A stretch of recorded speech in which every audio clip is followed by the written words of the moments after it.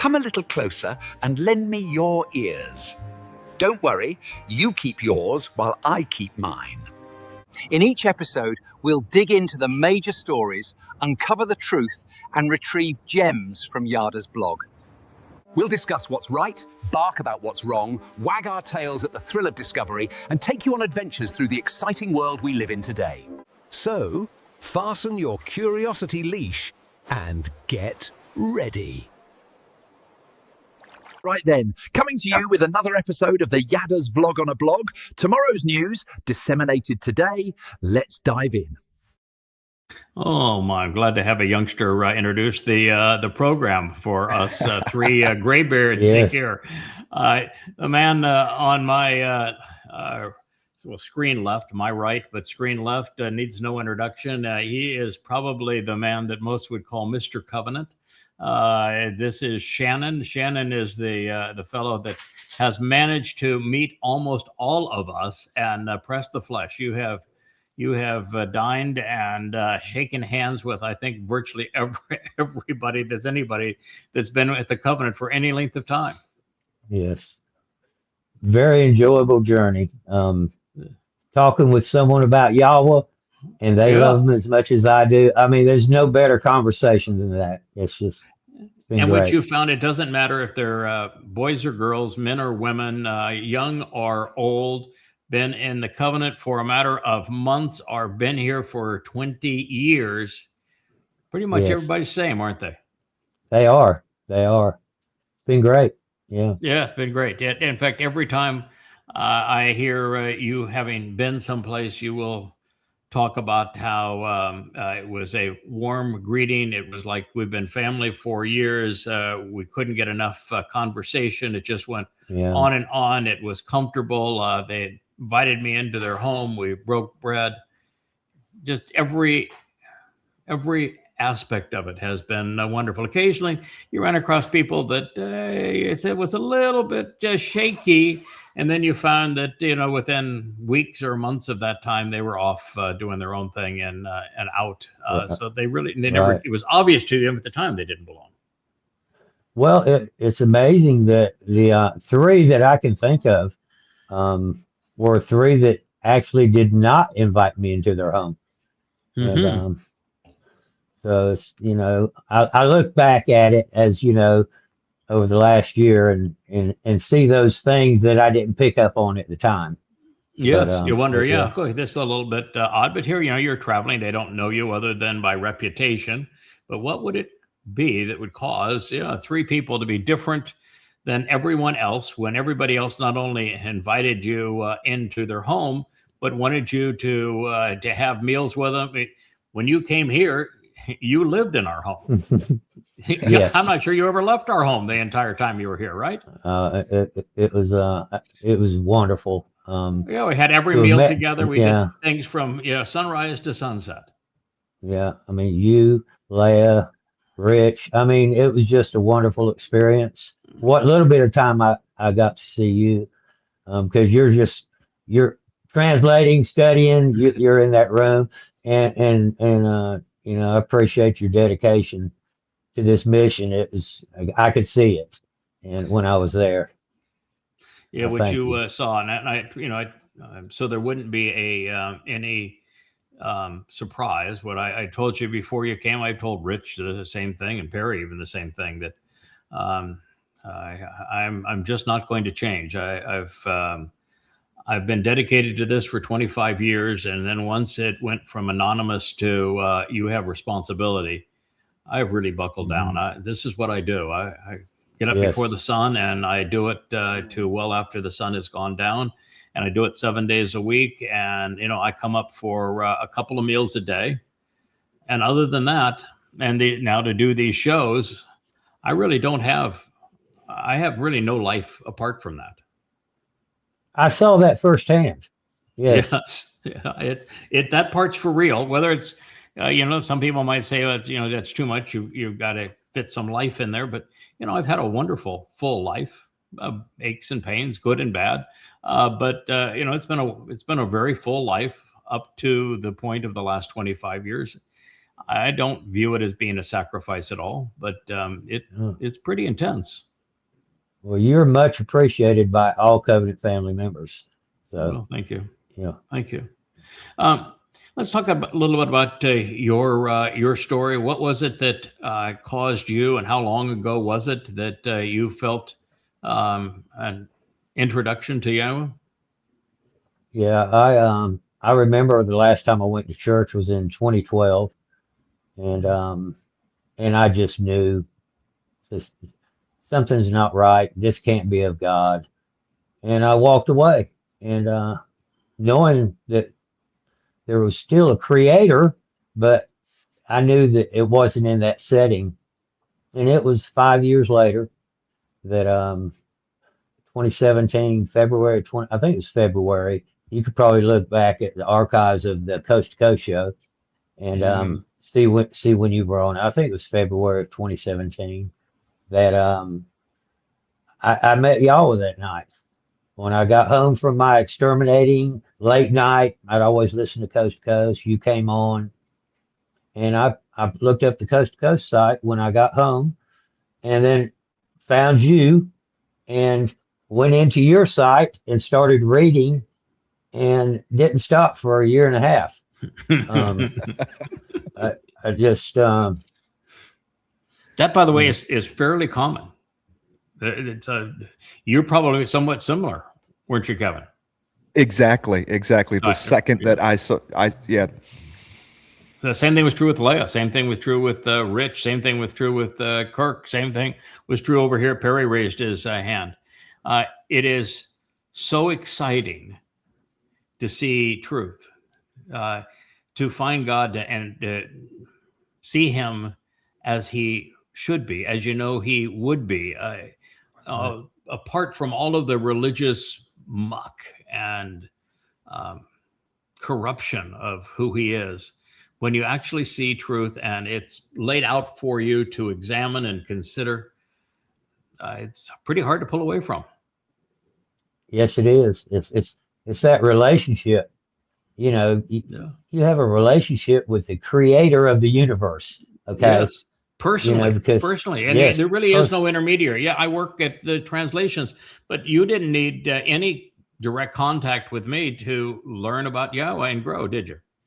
I was on my own for up till last year when we started doing Facebook and meeting each other. I was pretty much on my own. And right. In fact, we knew very little of each other personally. Same thing would be true with Kevin. I mean, I didn't know Kevin very well. I didn't know Rich very well. It's kind of an interesting thing that when you just lay it all out, you say, this is what I'm learning. I'm going to share it openly.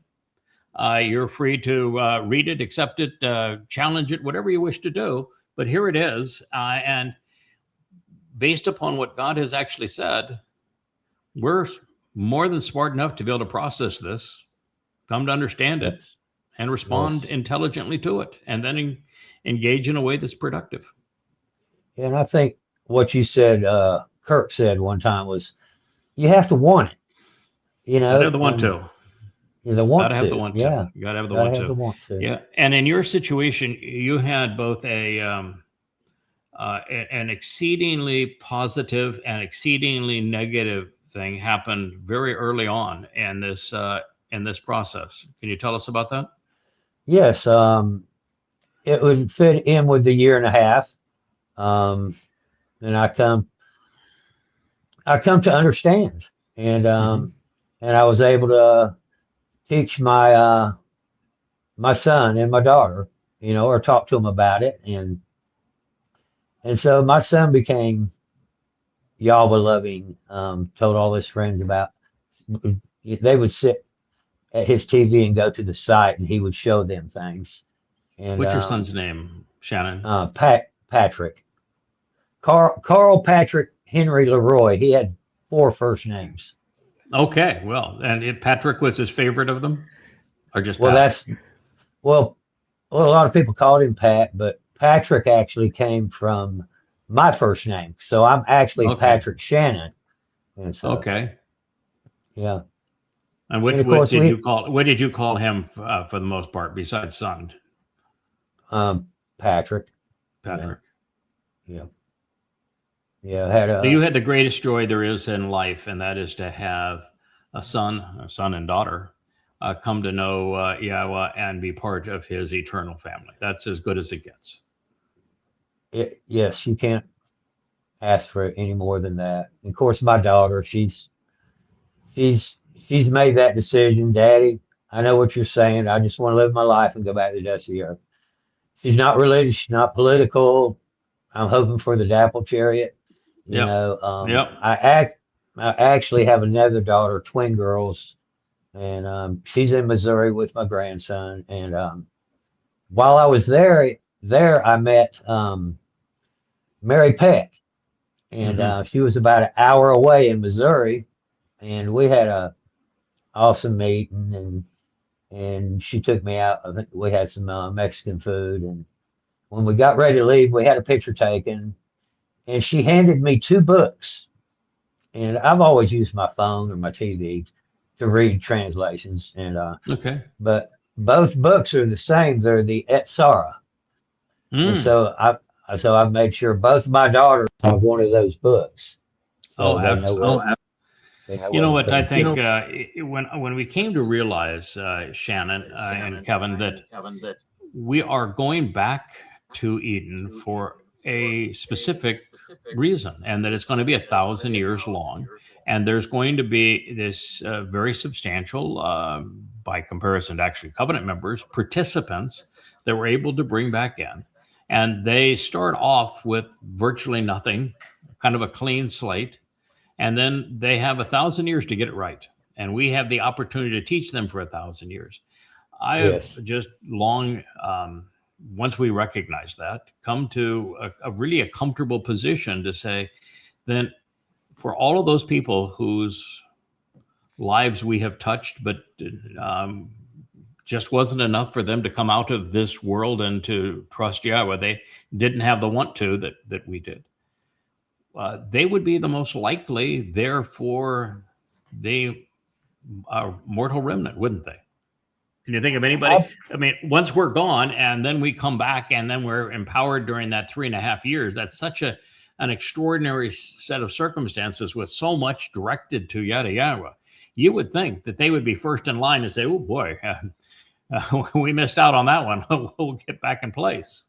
Right. I've thought about that with my daughters, of course, and they're neither one political or religious. They listen to me, and but I think about how Yahweh loves His children, and Yahweh loves who we love too, and so that does make sense that they would be that first in line for that, and so and I just trust Him because that's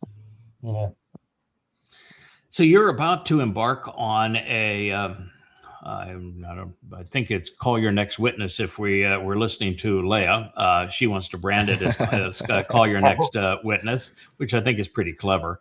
But it's your show, so you get to title it however you want to. But then you have to go to her to do your artwork. Although Matt's gotten pretty clever at it too.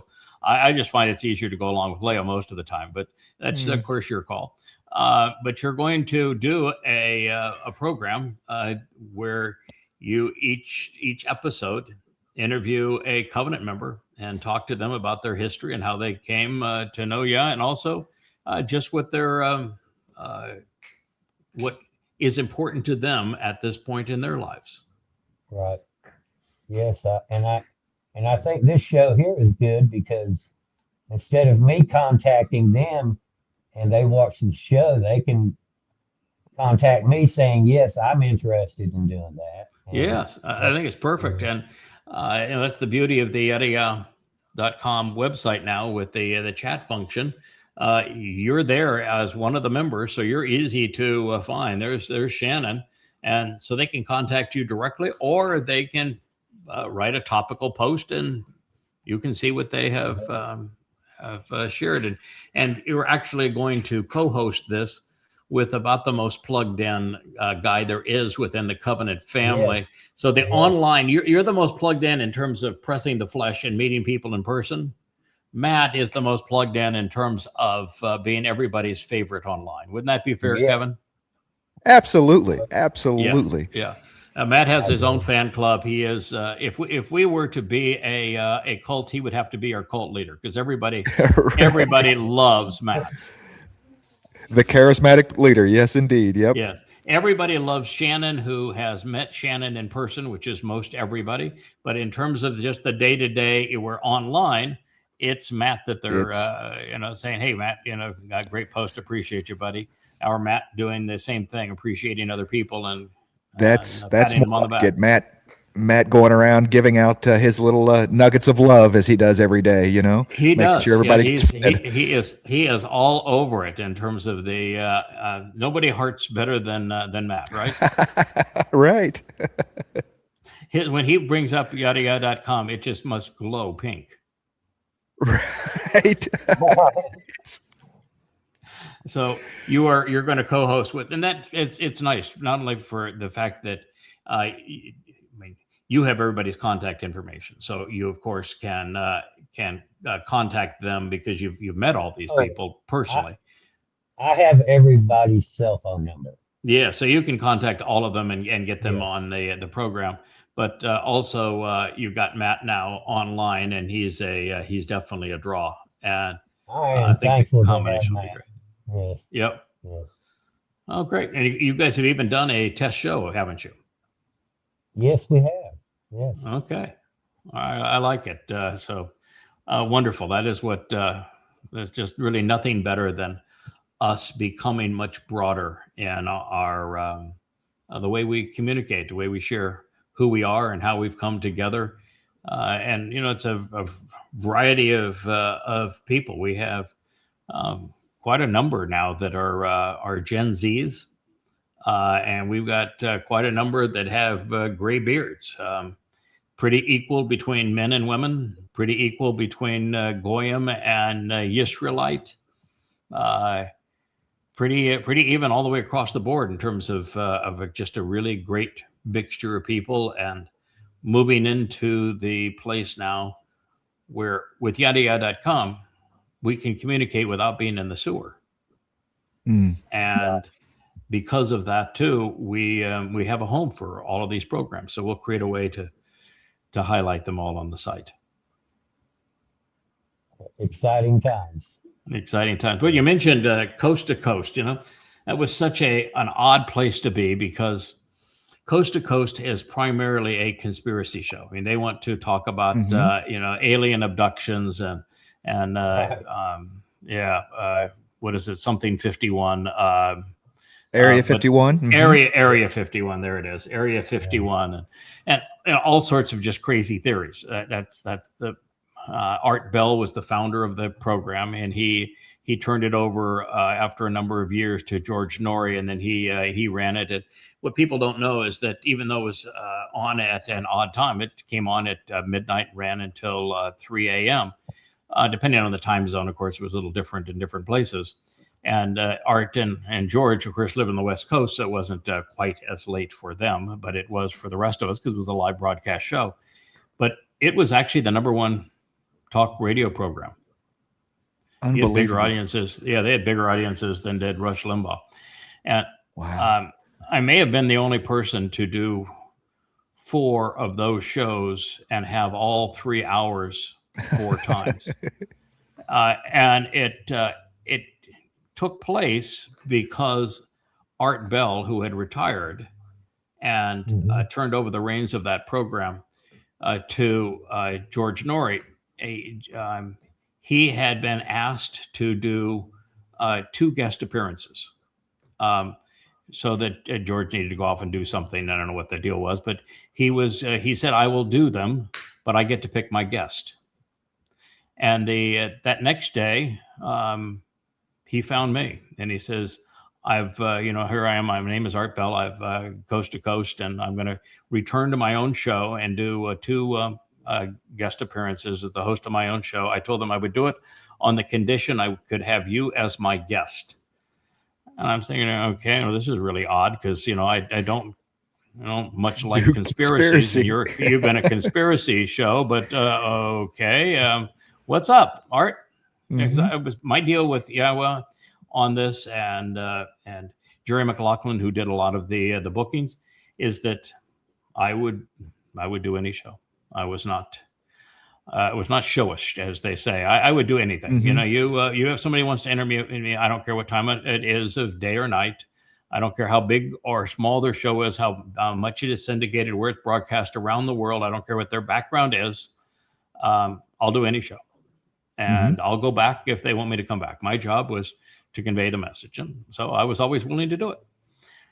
And he said, the reason I have chosen you is because you're the only person I know in the world who is outspoken against the war in Afghanistan and Iraq.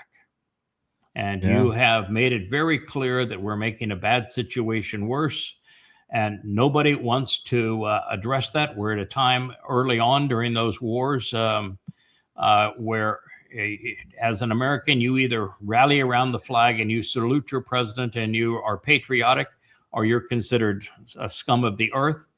And, you know, I don't really give a crap what people think of me. So I had written the 2 books on Islam, Tea with Terrorists and Prophet of Doom. I knew exactly what they were going into. I knew George W. Bush. I had spent a lot of time with him privately, and I knew that he was a buffoon and that he wanted to be a wartime president. And so I knew exactly what he was going to do and disrespected him enormously, even though I knew him very well and personally. I just understood exactly what we were doing there. And I knew we were going to make a bad situation worse, and that there was no possibility of a positive outcome, and that we were lying about everything, and that there was no way to fix an Islamic country. And I was outspoken about it. I've never changed. And I was right also about it. And the only person that was right about it. And so I said, okay, I'll do a show for you on that. And he said, great. I says, by the way, you're signing up for 2 shows. And by the way, we're not talking about a 15-minute or a 7-minute segment as they would normally do. We're not going to do a 7-minute segment. We're not going to do 2. We're not going to do 30 minutes. We're not going to do an hour. We're going to do all 3 hours. And oh, by the way, you're going to be on your own. I am not going to agree with you on the show because of what the risk that I would have to take doing it. But you don't seem to be afraid of doing it. And so I'm going to ask tough questions. I'm going to come across as if I disagree with you. And I'm going to let you prove me wrong because I want to be proven wrong because I happen to agree with you. I just don't personally, I'm not going to go out on a limb and say that because I know what the consequence is going to be to you for saying it. And since you're willing to do it, why should I have to endure it? Right. You're on your own. But my guess is you're not a wallflower. You're not going to have any problem with that. I said, absolutely not. So that's how we did it. And boy, a lot of people were reached because of that program. You know, I was indicted and convicted because of that program. However, I can't go to Canada anymore. Really? Yeah. Canada indicted me and convicted me of hate crime because I spoke the truth about Islam. Unbelievable! Wow! Yep. Wow! Yep. And it was right around that time too. I got the fatwa from Saudi Arabia with a significant bounty on my head to kill me. So yeah, fun times, right? Right. It always amazed me that you were on the Genesis network of all things for years. I mean, it just has to be about money, or they don't listen to their own programming. Because, I mean, how do you go show up on the Genesis network? Alex Jones. I mean, Alex Jones was the star of the. And he was Mr. Conspiracy of the Genesis Communication Network. And all of the Christian evangelicals, almost all of them, were on the Genesis Communication Network. And here I was opposed to all of them, because I knew that I could overwhelm anyone in debate on Islam. I still can. There's no one that can debate me on Islam. It's so laughable now when a Facebook or a YouTube chastises me for a hate crime on Islam and say they have to protect the community. What I'm saying is not true, because there's no one that knows the religion and knows what's true more than I do, and that their AI doesn't know 1/1,000,000th of what I do about the religion. So it's always just been laughable as to the response. But the advantage of the whole thing is that it was Yama that asked me to begin by criticizing Islam, and immediately after that, he positioned me into rebuke Christianity and prove that Christianity was also untrue. But by proving those religions were untrue, I was able to show this is who God is not. And that really put us in a very unique position to say, I can now share with you who God is without any religious trapping. And once you clear away that muck, then you're in a much better position. I know I'm writing so much now about the last days and Dowd returning and him being the Messiah and the Son of God and the fulfillment of the last three Moed Mikre.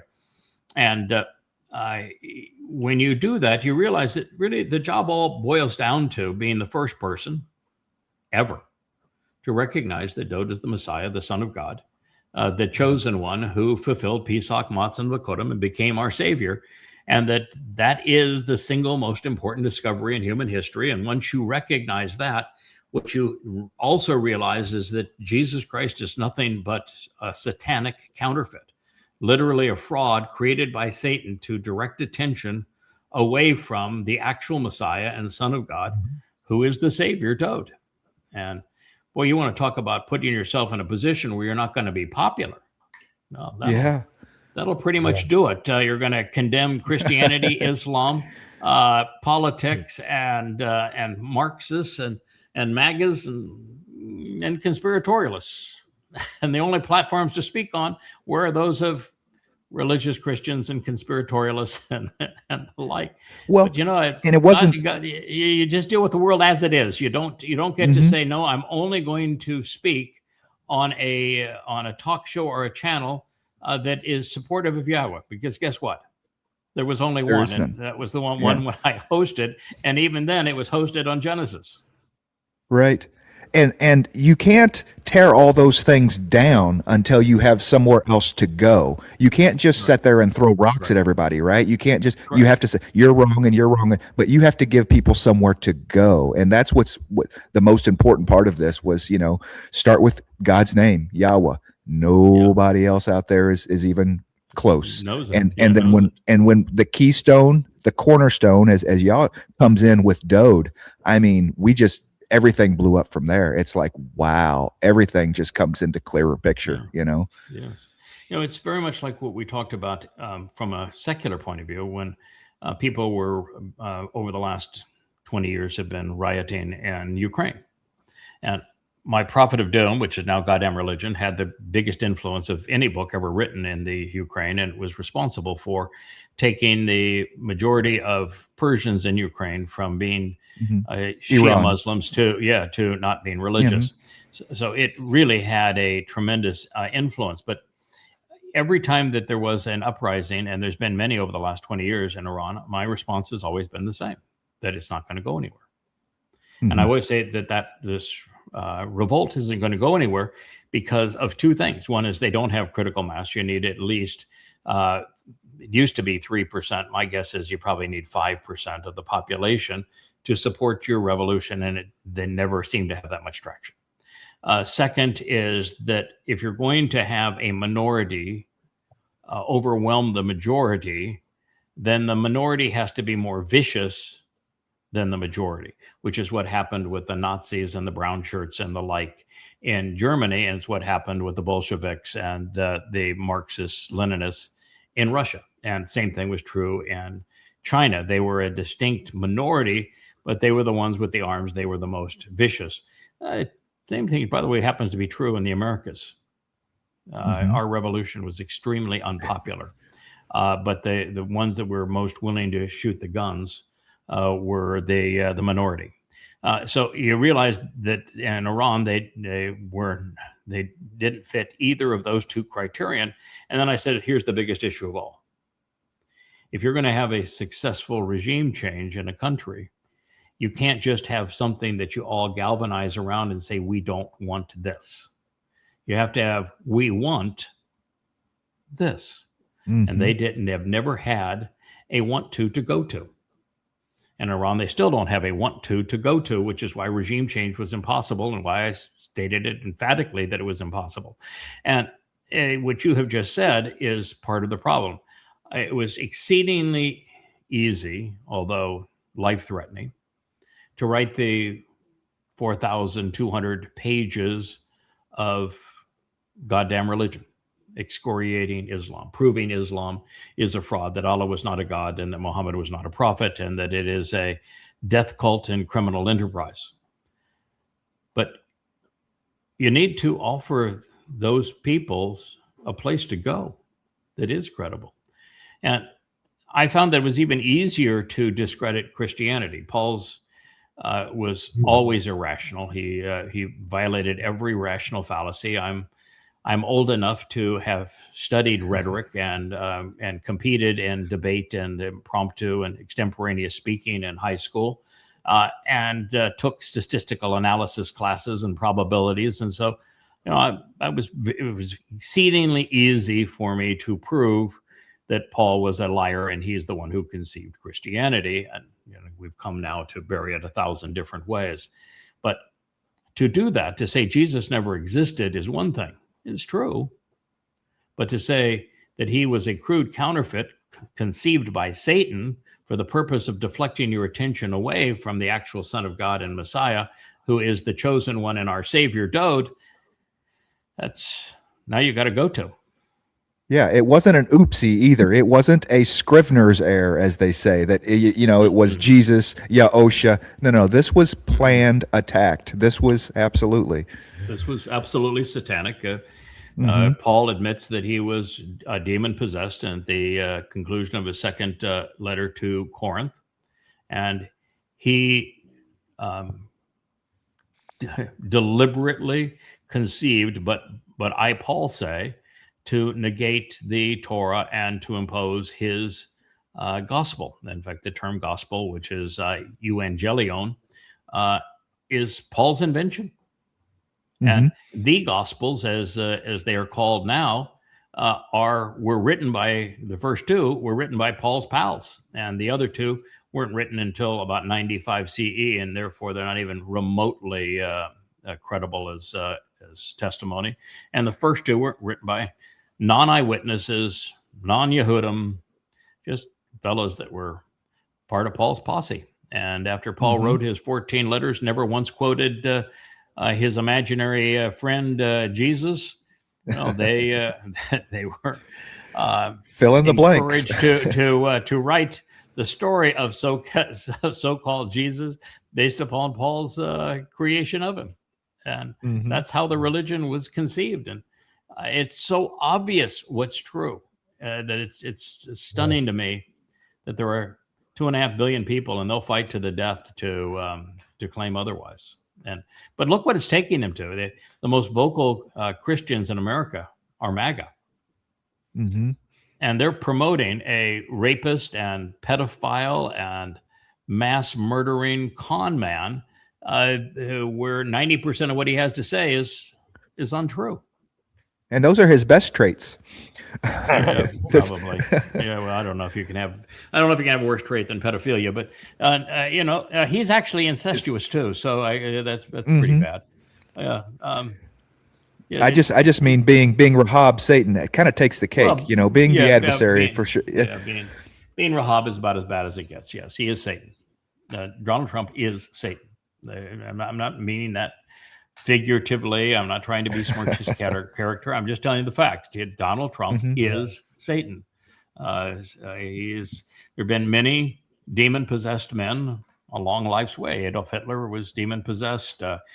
Stalin was obviously demon-possessed, likely Mao. The Khans, Genghis and Kublai, Tamerlane was very likely demon-possessed, as was Hadrian, Nero, Caligula. Been a lot of people that are highly likely to be demon-possessed. Eusebius, who worked for Constantine, Akiba, Maimonides, a lot of candidates for demon possession out there in the world.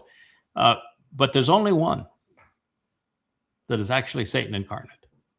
And that's Donald Trump. He is the one that the prophet spoke. He is Satan incarnate.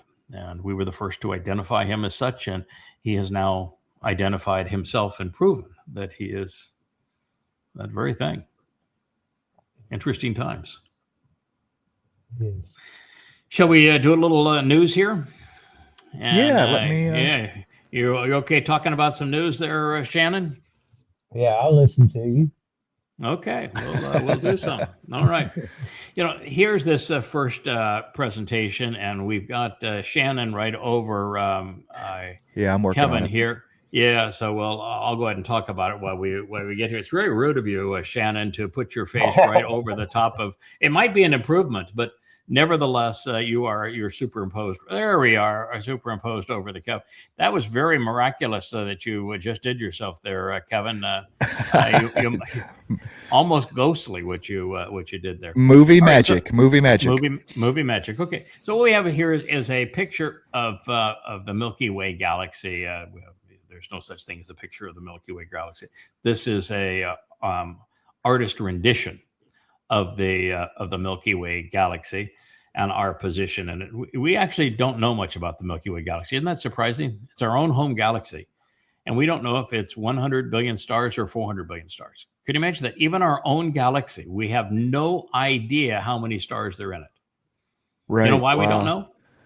There's so much obscuring phenomenon in it that, there's the idea when, God was saying that there are incubators for stars and that they include a lot of molecular water. It turns out he was right. And there's so much obscuring phenomenon that from our vantage point, we have no idea, not even to a factor of 4, how large the Milky Way galaxy is. But, they'd say somewhere between 100 and 400 billion stars. And that we're one of some 3, but of course, we're going to go to precision, 3.2 trillion planets, of course. Because you're able to count those, of course. I just love specificity and things that people don't know. And yet, the fact is that it appears that our galaxy is one of 2 trillion galaxies that we know of, and that we're one of maybe 100 billion or so stars in our galaxy, and one of some trillion, but I think that number is probably skewed to planets. But the point here is that if I tell you 1 billion, your mind cannot process it. Shannon's may be able to, but for the most part, our minds cannot process 1 billion. We don't know what 1 billion anything is. And when we talk about 1 trillion, like, the U.S. is 40 trillion in debt, we have no concept. It's not only we don't have a concept of what a trillion is. When I tell you there's a couple of trillion galaxies in the universe, it means nothing to us. I could have, might as well have said, I'm going to have egg salad for lunch. It's a placeholder. It is just more or much more, even out of our capacity to understand, than the previous number. Yeah. Right. And what I want to explain about that is that our minds were not conceived to deal with such things. And so we can't process what millions are, much less billions or trillions. We just have no means of being able to process that. And that's in 3D. We're talking about multiple trillions of galaxies with multiples of hundreds of millions of stars and scores of planets in 3D. And now imagine the fact that when you go from 3D to 4D, it's an infinite increase. And from 4 to 5, 5 to 6, and 6 to 7, we're increasing dimensionality infinitely, and all of those steps up. And we can't even process in our own 3D how big the universe is. Now, the reason I'm saying all of this is because of the numbskulls in religion. They want bottle of resurrection, man. Oh yeah, my God, he was no bigger than a man. I know it's a puny God, but my God, he defeated death by becoming a man again. Just like us, right? Just like us, man. Yeah. He defeated death by becoming a man again. I mean, I guess it can't be too stupid because, well, the Egyptians tried that for a few thousand years before they finally gave up on it. Uh, while you have physical form, your realm is no bigger than what you can see with your little eyes and contemplate in your wee little brain. That is the extent of your world, and it doesn't go beyond that in scope or in time. That is your world. You are never leaving this planet, so long as you think that having a body has value. A resurrected body, if that is part of your belief system, you are never leaving this planet. You are never going to be extended in time, because the only way that you're going to be able to perceive and function in a dimension beyond 3D and exist and thrive in 4 dimensions throughout time, 5, 6, and into Shamayim, 7 dimensions, is you need to shed this body and to have your mind stimulated by and encapsulated within light energy.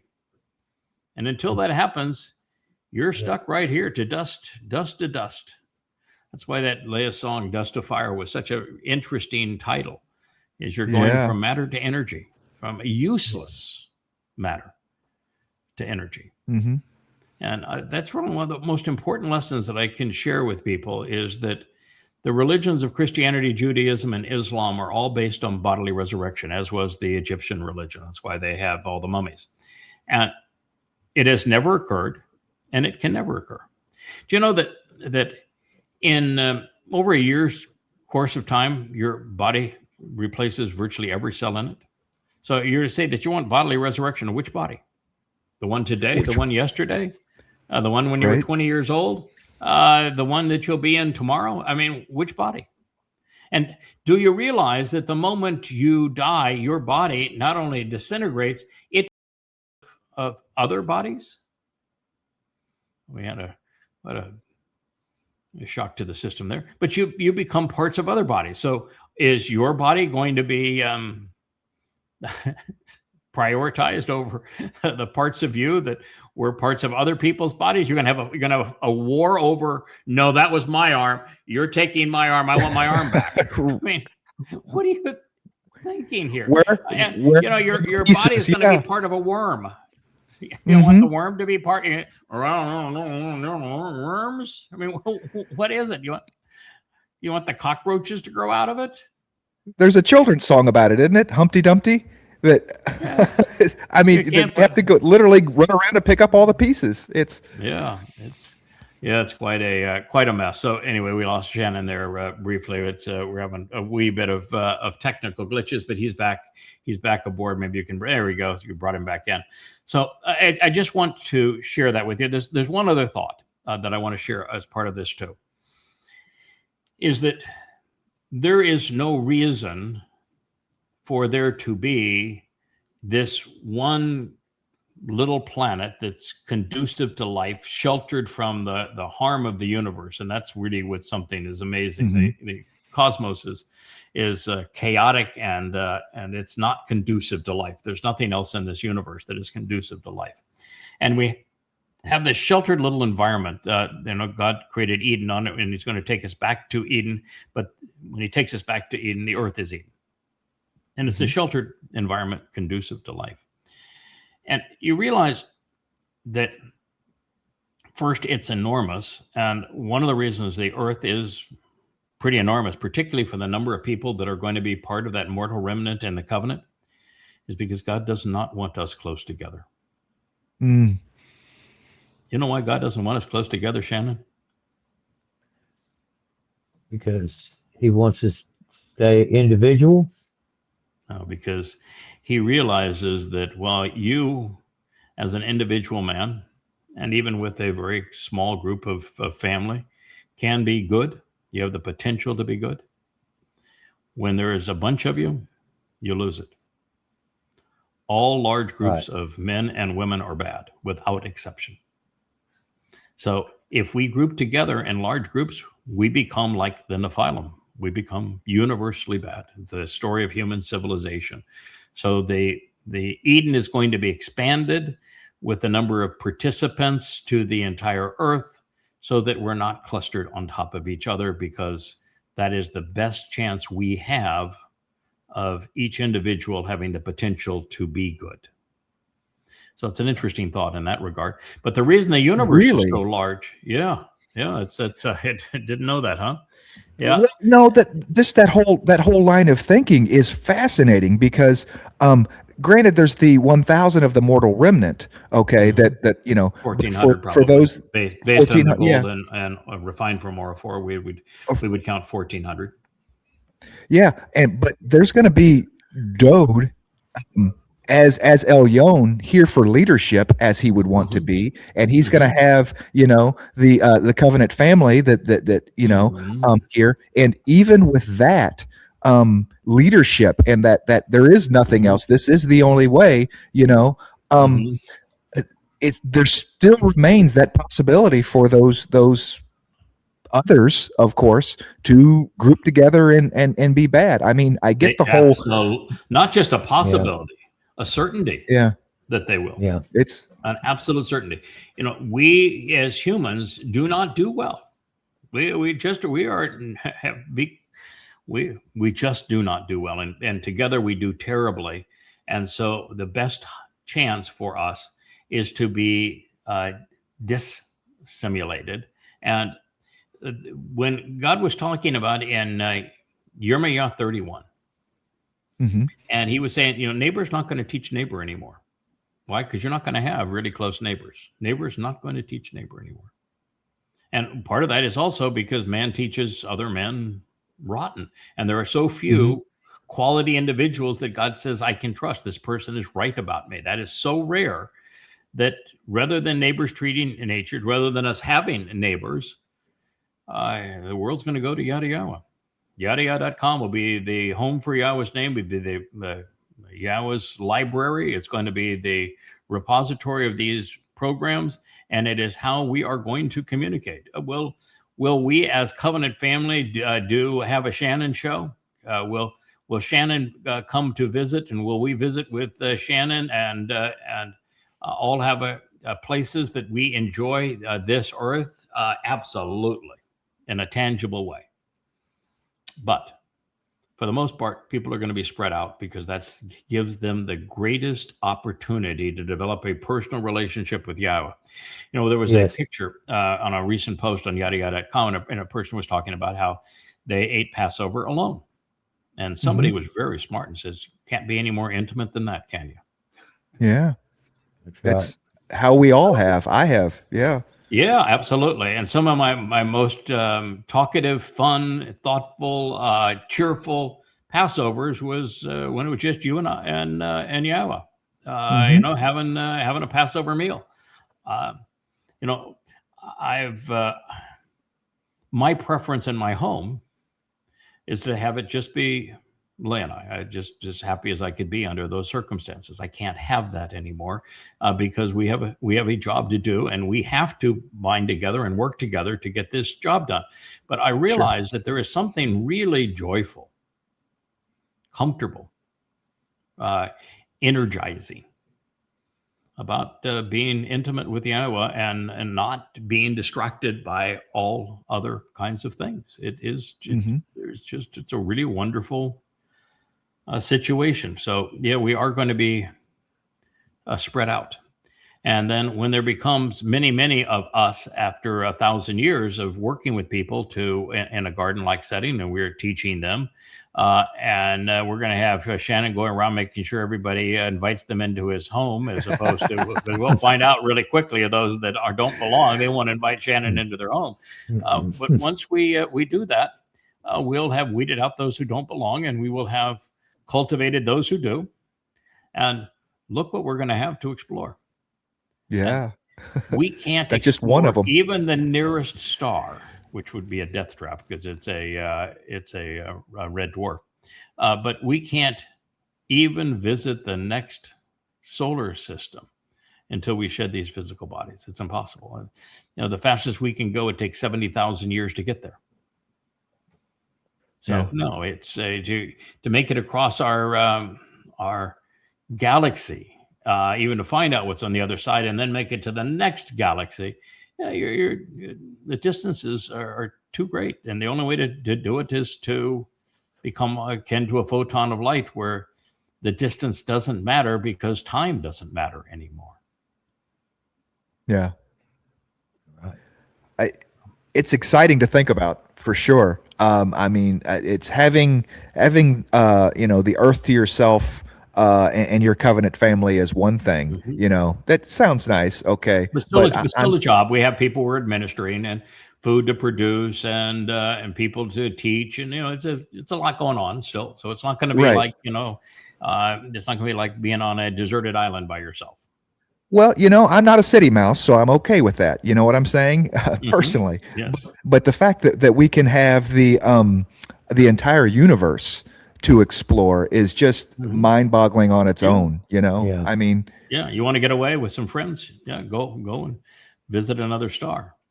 And see what's around it. Absolutely. And Leia likes these old-time movies. The ones that are shot in black and white, and they have the famous movie stars, and they're very formal. Everybody's wearing a suit, and Right. they get in their car, they drive on their asphalt road. There's not a tree in sight. There's tall buildings everywhere, and they go into some restaurant that's all noisy and everything, and they have a meal, and that's their life. Then they go back to their apartment where there's all you can see out the window is another building, and she just loves those movies. And I just said, oh my God, calm. Take my eyes out. I would hate that life. Living in a big city. Oh, no, thank you. Not ever. I like the long view. I want to look out my window here, and my view is limited by the Earth's curvature. Horizon. Right. Yeah, the horizon. That worked for me. And the next island over here is 40 miles away. Okay, that works. Although I have a little close one here that we can go to the beach, but two of them that are just right almost in reaching distance. But then after that, the next one's 40 miles away. That's I kind of like that. I've traveled through many big cities. Yes. And many times I say, why would anyone want to live like this? Of course, I'm on top of the mountain in the middle of nowhere. And going through these big cities, gridlock traffic, I'm like, why would you want to live like this? Yeah. First years of growing up, we were fairly urban in the sense that we lived in I grew up in a bedroom community just outside of Los Angeles, and then I went to university at the University of Southern California, which is right downtown Los Angeles, and then started a business where I opened an office and showroom literally right downtown. I couldn't live down there, so I had a home on the beach, but I had to endure the hour drive no matter what time I picked to go in, and so 2 hours of my day was always consumed by that stupid drive. And it's just not a life. I would never, ever do it again. We had the wedding of our youngest son. And so we went back to Southern California, which is where I had grown up. And I said, well, I'll take Leia through USC and the campus, and UCLA, which was our rival. And the show, actually the home that I grew up in.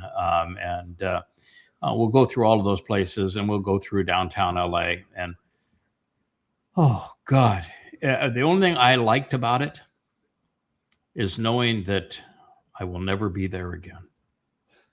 Yeah. And that what we have is so much better. Yes.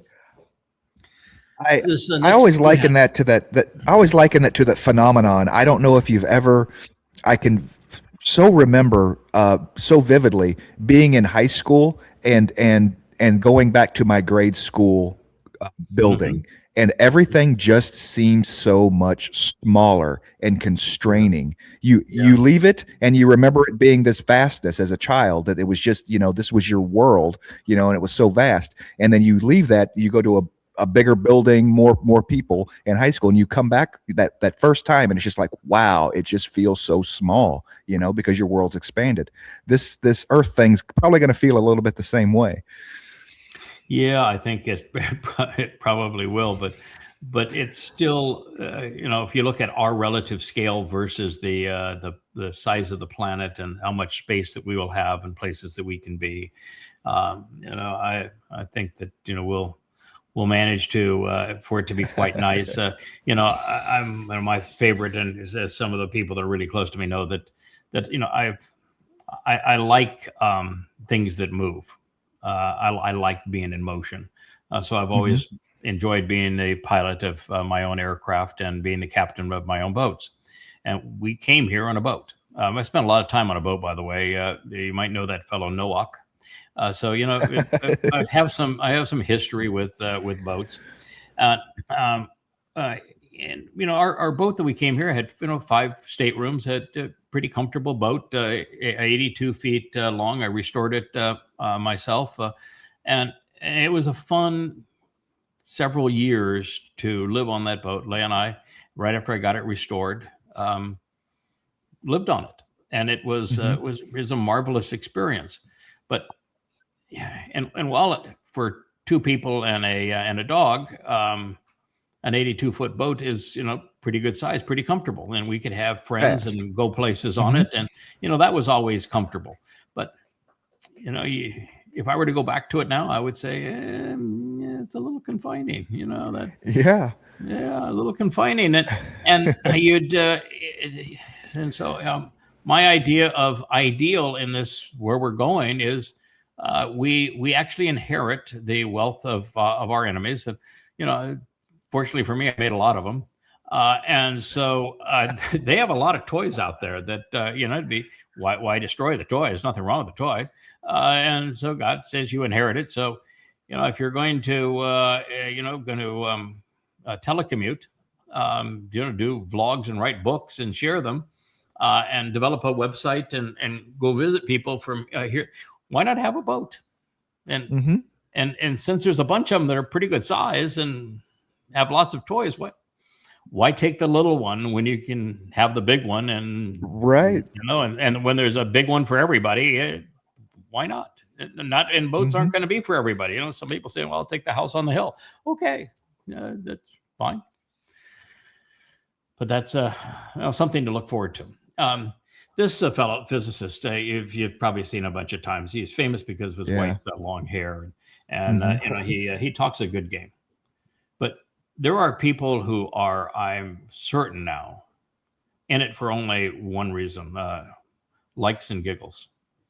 And yes. Yeah, he has the numbskull ideas of all numbskull ideas because numbskull ideas appeal to people, and so dark matter really isn't matter at all. No, it's gravity leaking from a parallel dimension.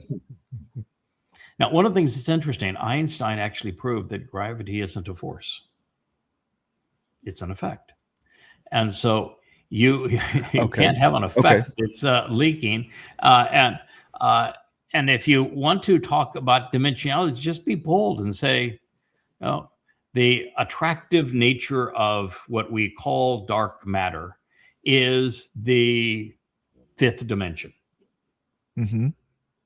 Say that. That's pretty obvious when you study Yahweh's testimony.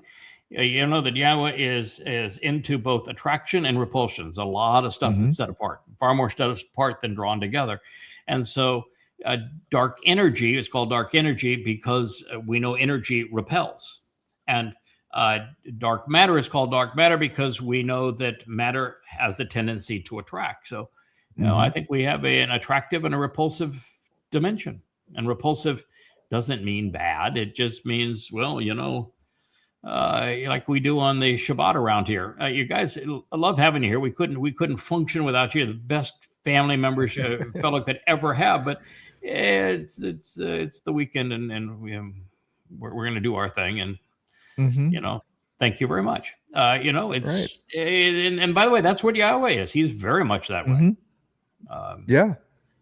So the happiest day for Yahweh is the day that he eliminates all the antagonists, and the antagonists just happen to be 99.99999% of humanity. Yeah. He's happy to have them gone. It's just been irritating for way too long. So anyway, You can't be more repulsive, so to speak, than that, can you? To push things and far enough from you that they no longer exist, right? that pretty much does it. He's really good at it, when he gets a mind that he's going to do something, you can pretty much be sure that it happens. Oh boy, yeah. First of all, these buffoons that wear the military, if you're wearing a military uniform and you're in your 50s, going on 60 years old, come on, it just grow up. You played boys and their toys way too long. But here he is. He's in front of the Senate. And he says, United States, we don't target civilians. And then the next breath you say, the weapons that we have, our smart bombs and our smart missiles and all of that, we can program to land, on the head of a needle. Nobody does it better than we do. We have the best intelligence, the best technology. And then why are 90% of the casualties in Iran civilians? Yeah. Why did the first day of that war, do you take out 250 little girls? So one of two things is true there, pal. Either you really do target civilians, or you're running a sloppy show and that you're lying about the quality of your technology. And if your technology isn't reliable and it's deadly, then you ought not be using it. Now, wouldn't that be the normal response to all of that, or is that just way too rational and too moral? It's too rational for CENTCOM for sure. CENTCOM doesn't get it.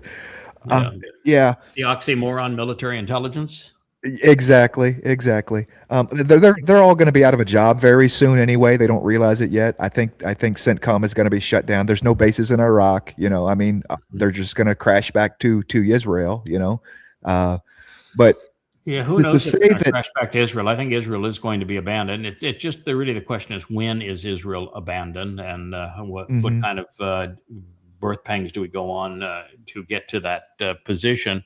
But Israel will definitely be abandoned, and Israel has been suicidal regarding this Iranian war. I mean, they know, it's even in the Jerusalem Post. Maybe we'll see a post on it here before long, but they know that if they reignite the war, and they're talking about it, that's what they want to do. They have isolated Netanyahu again. He's not going to his trial anymore. He only gets time off from his trial where Israel's at war. So guess what? Israel's at war a lot. And they know that they'll be getting thousands of missiles, killing Israelis and destroying parts of Israel, and that bad things will happen. And they know that the Gulf Arab countries are going to be obliterated, and they're going to weaken their relationship with the rest of the world if they go to war with Iran again. And they can't name any benefit of going to war with Iran again, but yet they're going to do it. Mm-hmm. Yeah, JD Vance was very clear yesterday in his press conference that we're doing our best for talks and we're getting both sides together and everything. But he was very clear that they are definitely going to do whatever it takes to open the Strait of Hormuz. So they say that it's not even uranium anymore. It's open the strait. Let's see. One of the things that I think I got this job with Yahweh for a number of reasons, but one, of course, was that I was the only guy on the line. If you're God's going to take the first person in line and you happen to be the only person in line, chances are you're going to luck out and get the job. So that was part of it. But the other part of it is that I'm reasonably rational. And Yahweh likes it when you're reasonably rational. He likes evidence and reason. Big fan of logic. If the Strait of Hormuz, let me just ask you a couple of questions here. Was the Strait of Hormuz open or closed before America's and Israel's war on Iran? Oh, it was open for business. Okay. And then once Israel and America went to war against Iran, was the Strait of Hormuz open or closed? It was open mostly. I mean, once we started the war, it was open. Well, Iran didn't. Well, certain traffic could get through for, Well, yeah, if Iran, but a ship's taking oil from Iran to China could get through. yeah, Certain ships, but yeah. it wasn't open for If you business were buying oil from Iran and taking it to China, you could get through. Anybody else getting through? Nobody else was getting through. No, closed for business.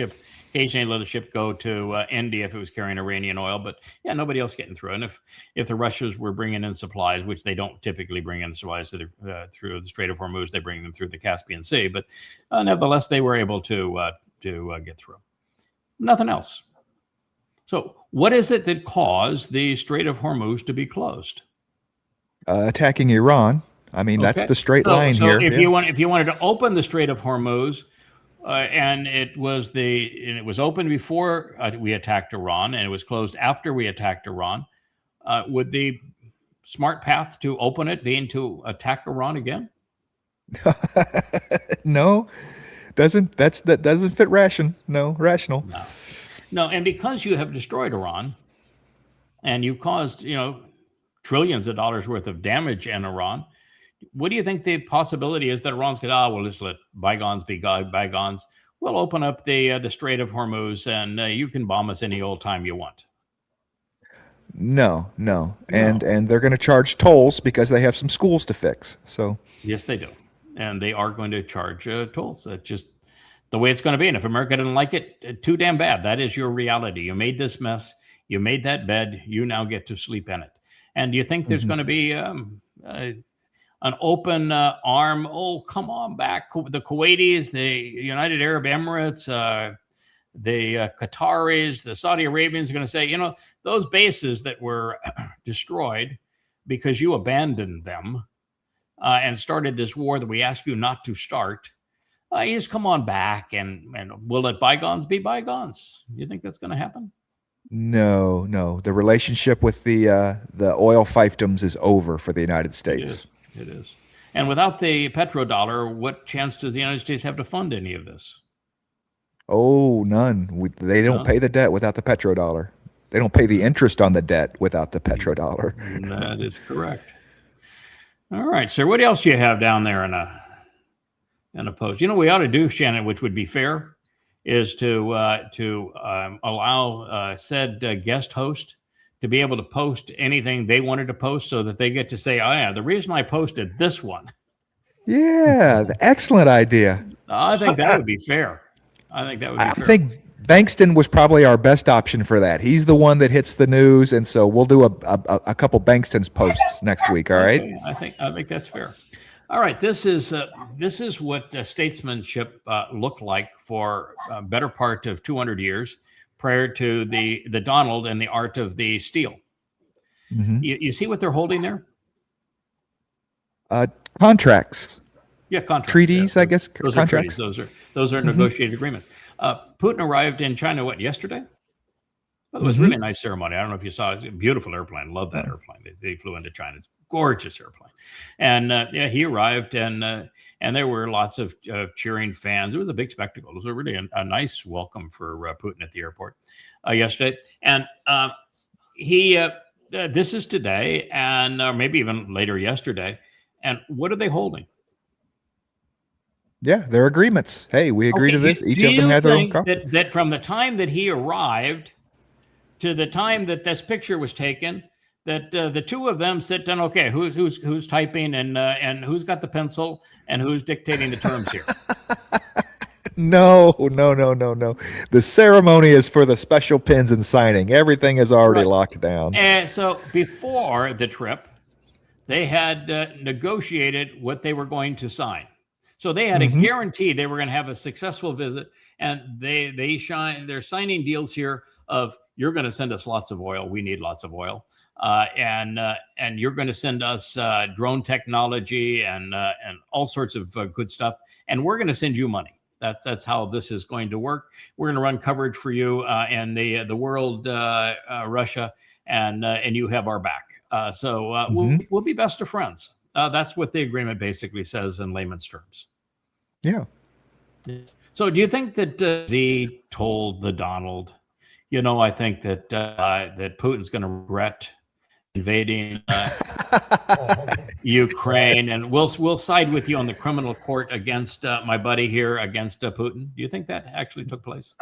No, there's no way. There's no So way. the Financial Times just flat out lied, didn't they? They did. They did. Yes, but this is the way it's supposed to work. You know, if I'm not a diplomat, I'm not a politician, but if I were to be a diplomat or a politician, this is the way that the game is played. And you don't go and meet with people until the heads of state, until the team representing both have come to an agreement on what you're going to achieve together, so that your meeting is guaranteed to be a success, and you're not stumbling around in the dark pretending to like one another when you can't stand one. The big deals in business are done the same way, right? I mean, if you guys, the lawyers have got it all knocked out, and you guys show up and sign, and closing. Was there one of these with the Trump visit? I haven't seen one picture of him with a nice contract in his hand. An agreement. And but by the way, before Trump it's kind of an interesting sandwich. You had Iran and Russia as the Trump sandwich. Yes. Right. Days before him was Iran. Days after him is Putin. That is the Trump sandwich there, baby. And it's called containment. So they did the same thing with Iran, didn't they? Here we are. We had an agreement. Yeah, he is telling the United States, we're and you are the guy in the right. Yeah, you know that all those that high price talent that Donald had to have on the airplane because he needs a following. You know, he loves psychopaths. So he had Zuckerberg, and he had Bezos, and he had Musk, and Ellison. You know, his whole tech posse that he had with him. Do you know how Z responded to them? I didn't see any.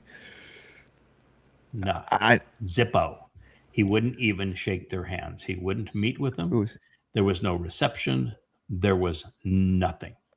They are completely irrelevant to China. Back, yeah, they are irrelevant. He wouldn't even meet with them. Wow. That's worse than saying I won't have you in my home. We'll go and meet at a restaurant, isn't it, Shannon? Yeah. You fly halfway around the world, and the guy that you were promised that you're gonna cut big deals with, he's my best buddy, man. I'll introduce you to my best buddy.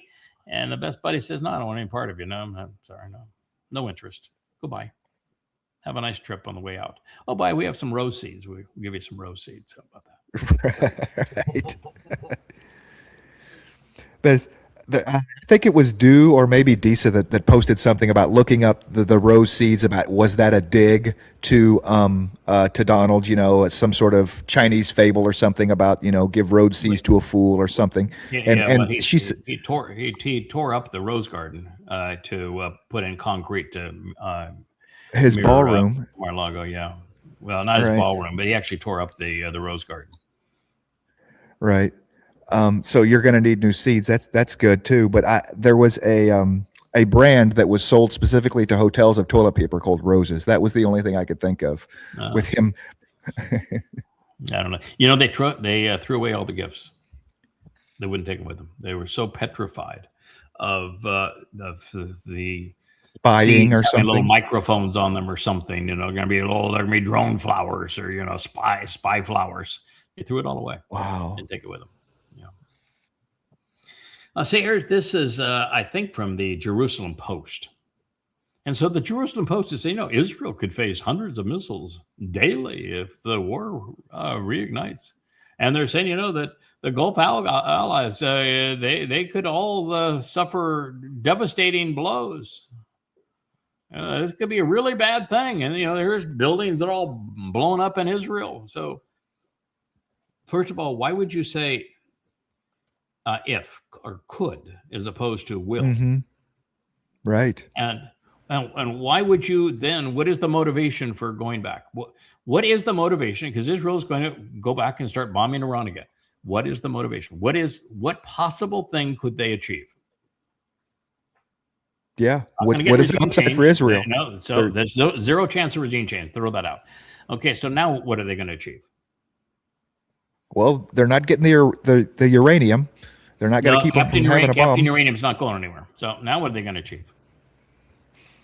We're not going to get a favorable move on the Strait of Hormuz as far as free shipping through there. Nope. So now what are you going to achieve? Right. You got nothing. I mean, there is nothing. You're not going to, we have a secret base in Iraq, so we're going to go in there with troops and we're going to go take that Captain Uranium from those dastardly Iranians. Oh, yeah, really? Yeah, the Americans tried. Got a bunch of planes that are all carcasses in the middle of the desert. Didn't work out well for them, did it? No, I find it interesting that they say Gulf allies. Israel, do you have any allies in the Gulf? Honestly, yeah. Well, they claim that the United UAE. Arab Emirates, because the United Arab Emirates is not one of these Arab fiefdoms that can defend themselves. So they took a battery of Iron Dome missiles and interceptors from Israel because the United States wouldn't defend them. And so they did that, not recognizing that you do that and your own people will kill you. Mm-hmm. Yeah, the missiles aren't the least of your problem if you're now partnering with Israel against an Islamic country. That was, you don't have to be the sharpest tool in the shed to realize that is not going to work for you. And that's what the United Arab Emirates has done. Well, my point was being that Israel still thinks that they can be allies with any Muslim Islamic country, that they can work together on anything.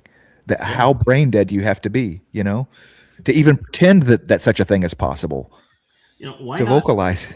Why not read the 5 volumes of goddamn religion? Find out what you're up against, how long Muslims have been encouraged to perpetrate genocide and apartheid on Jews, and you figure out how in the world, in a world that has Islam and that is devoted to Islam, that you're going to receive a favorable agreement from them.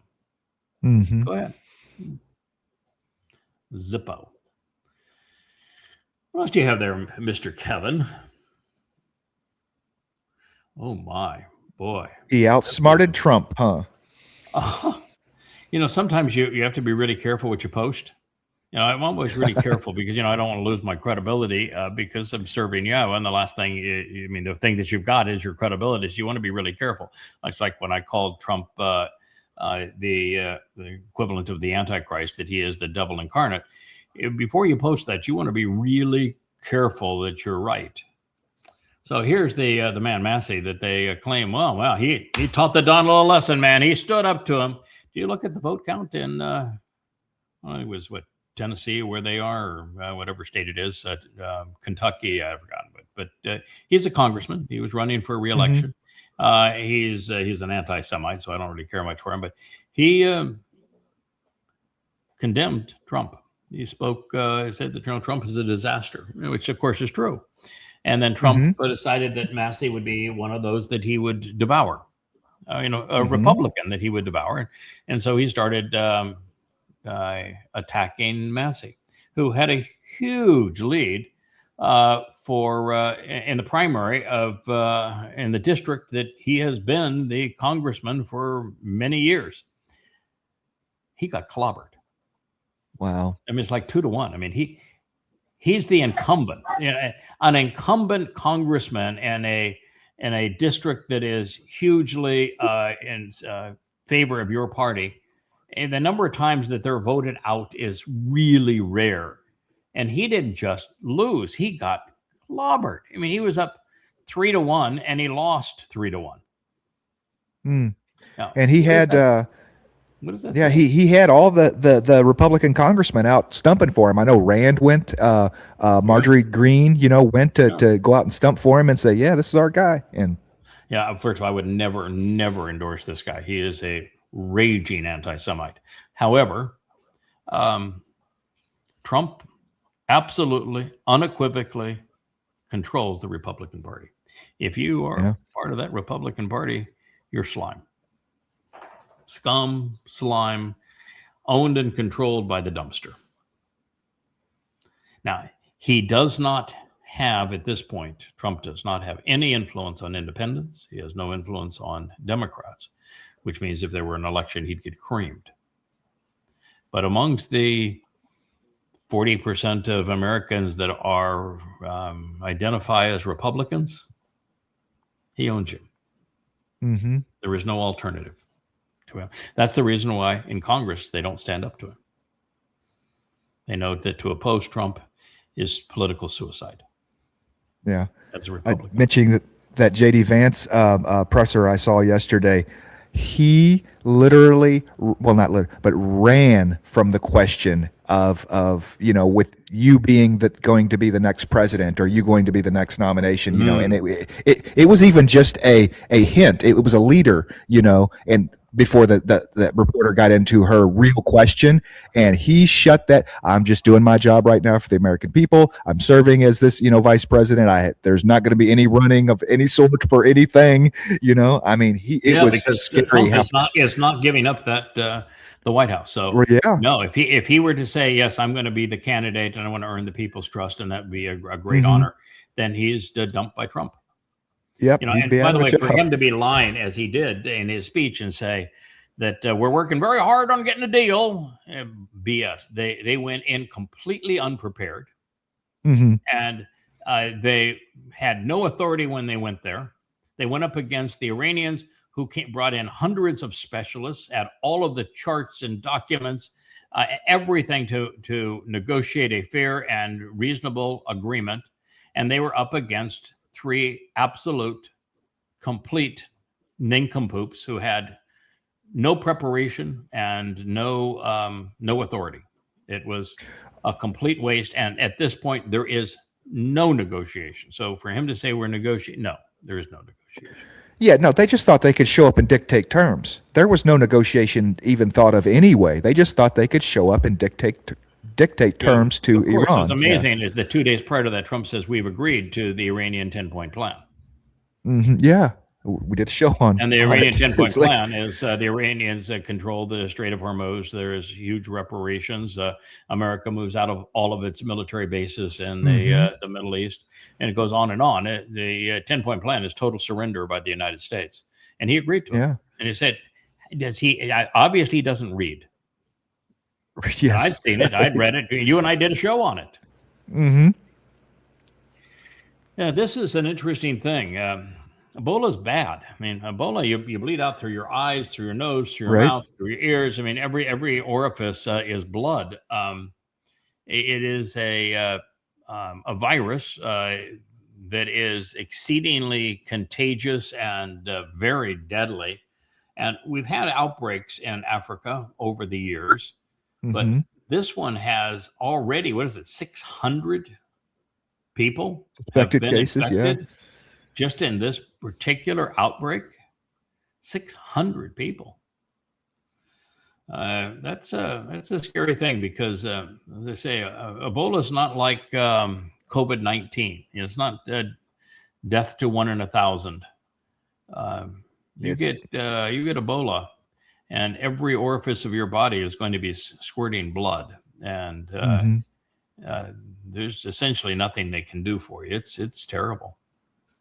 Yeah, the only upside is that it kills fast. I mean, it's still spread. It can be spread but through the blood contact and everything. But it kills fast. It's not something that you can have Ebola for a week, 2 weeks, 3 weeks, and be asymptomatic and still be spreading it. It's very, as far as I know, a very short period of time before you start to have symptoms that you've contracted. So that's what they were trying to do when they modified the targeting and triggering aspects of what became called COVID-19. What they did is they blended Ebola, HIV, and SARS, those three viruses, as they were passed through rats. They blended them together and then came up with a trigger that was especially effective at attaching itself to a human host. And the reason it spread so fast is that it did not want to kill the host. A virus, to be an effective virus, cannot kill the host quickly. Otherwise, it can't pass itself on, because viruses cannot live apart from the human host or the animal host. So it requires the host to live. If the host dies, then it defeats the purpose. That's why as SARS continued to mutate, it became less and less lethal. Oh, yeah. So here, a bunch of Muslims got together and they decided that they would go off and attack a bunch of Jewish targets in the United States. But so is that Islamophobia? When a bunch of Muslims decide we're going to be terrorists and burn and synagogues and attack Jewish schools, is what is that? What do we call that when that happens? Good Muslims. Good Muslims is what that. Yeah, and I'm really disgusted because of the irresponsibility of the news media pursuant to what happened in San Diego. Well, I completely disagree with people, young people that take a nihilistic viewpoint towards life, which is what they did, and where they turn to violence as opposed to words, which is what they did, and act irrationally and immorally, which is what they did. The fact of the matter is the attack on the mosque in San Diego, Carlsbad actually, had nothing to do with Islam. Nothing. Mm-hmm. There is no such thing as Islamophobia, and it had nothing to do with Islam. But this has all to do with Islam, and they won't hold Islam accountable. No. Well, it's the victim status that the Marxists like to use. That is their one and only tactic, is the poor oppressed masses, and you must be a horrible person and scared Islamophobe, right? If you don't want to have these religion of peacers in your neighborhood. Or what's around amazing, you. of course, is that Islam is lethal. It's been lethal for a very long time. Mm-hmm.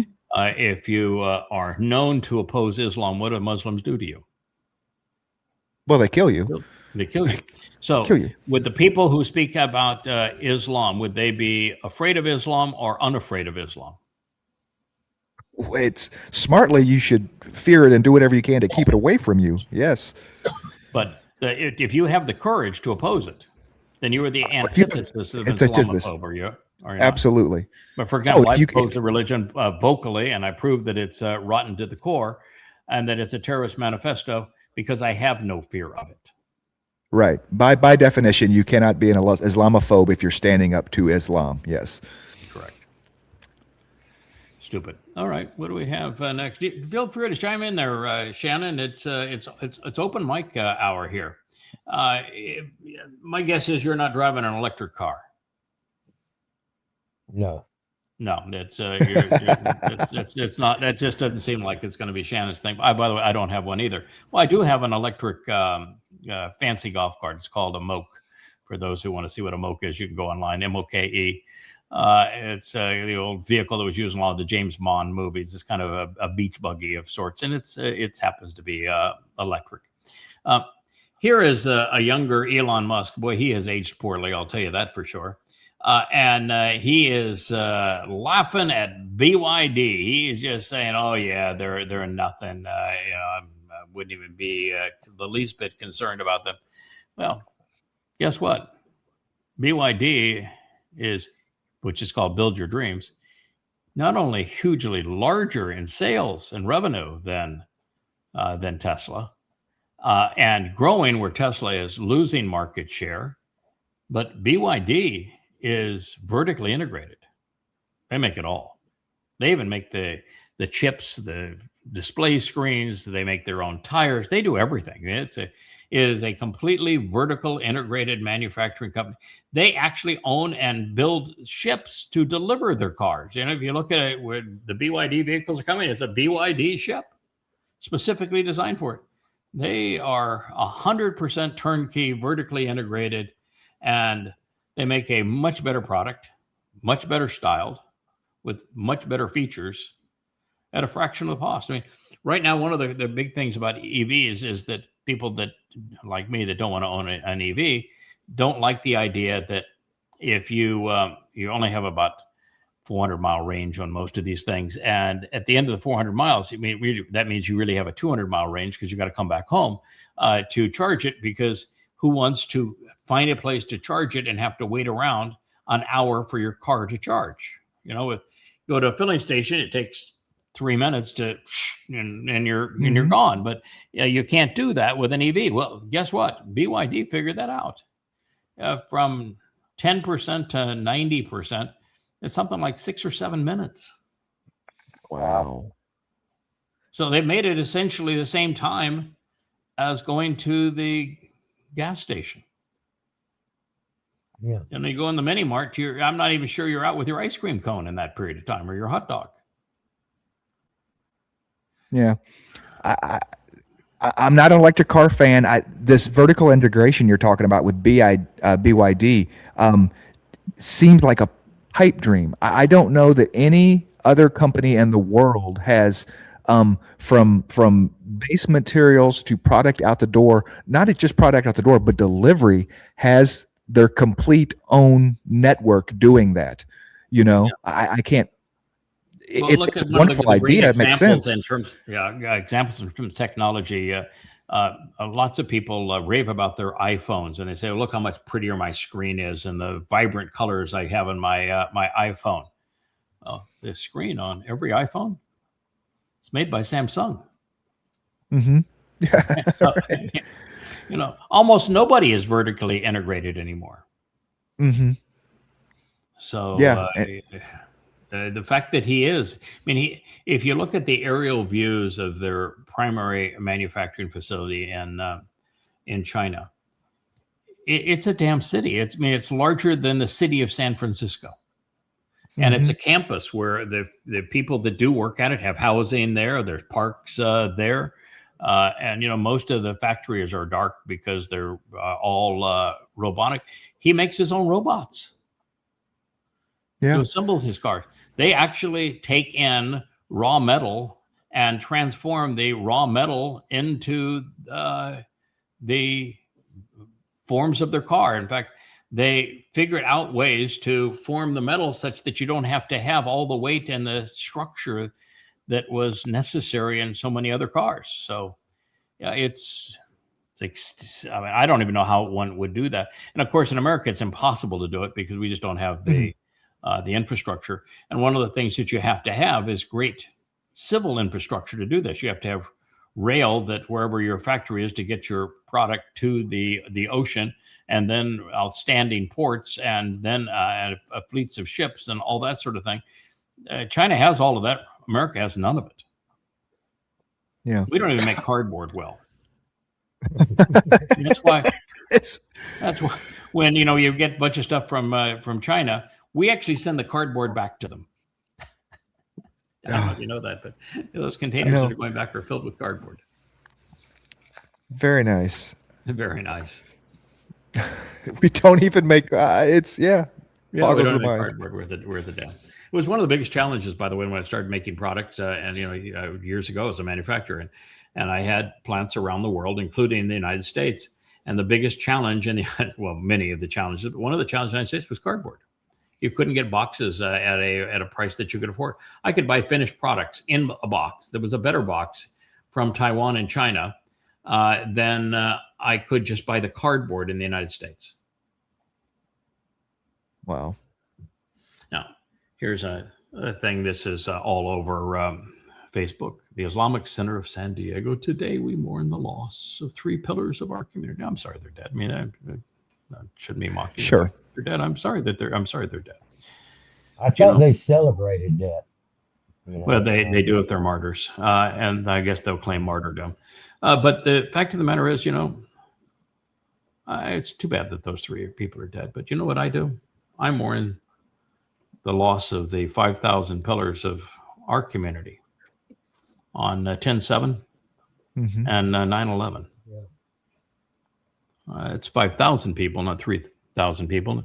And the people that killed them weren't Muslims. They didn't even hate Muslims. It's just 2 children with guns. And the plot to kill 5,000 Americans was carried out by many, many Muslims and deliberate on behalf of the religion. I mean, it's no comparison between the two.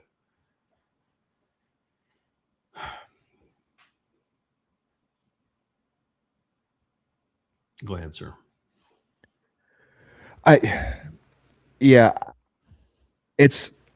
I haven't heard anything about this, but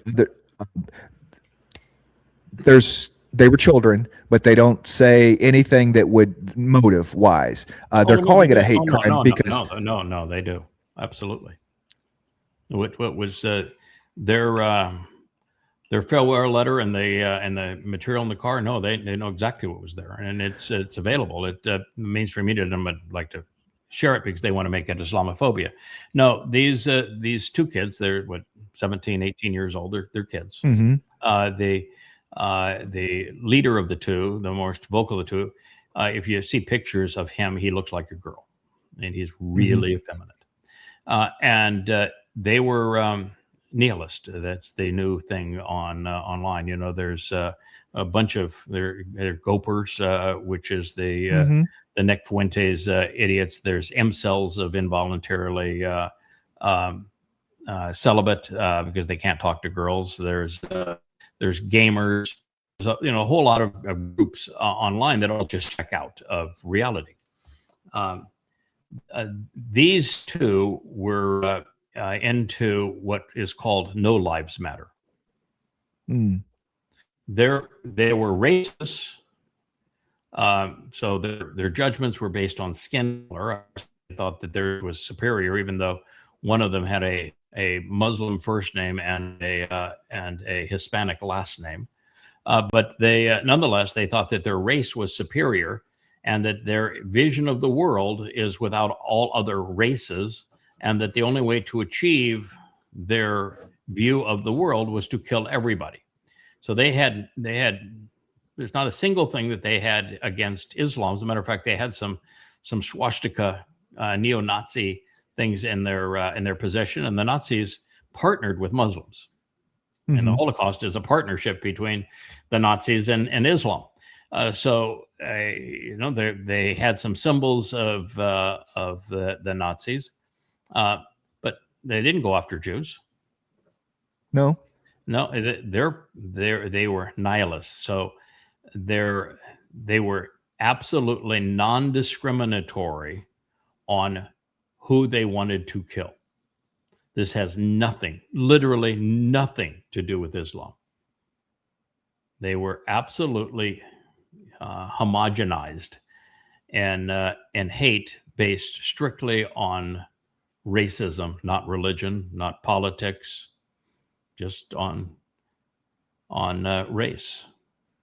And I'll say it to everybody: if your view of the world and of another person is based on the tone of their skin, you've got nothing. If your understanding of the world is skin pigment deep, you ought to crawl back in a hole, because you got nothing to offer.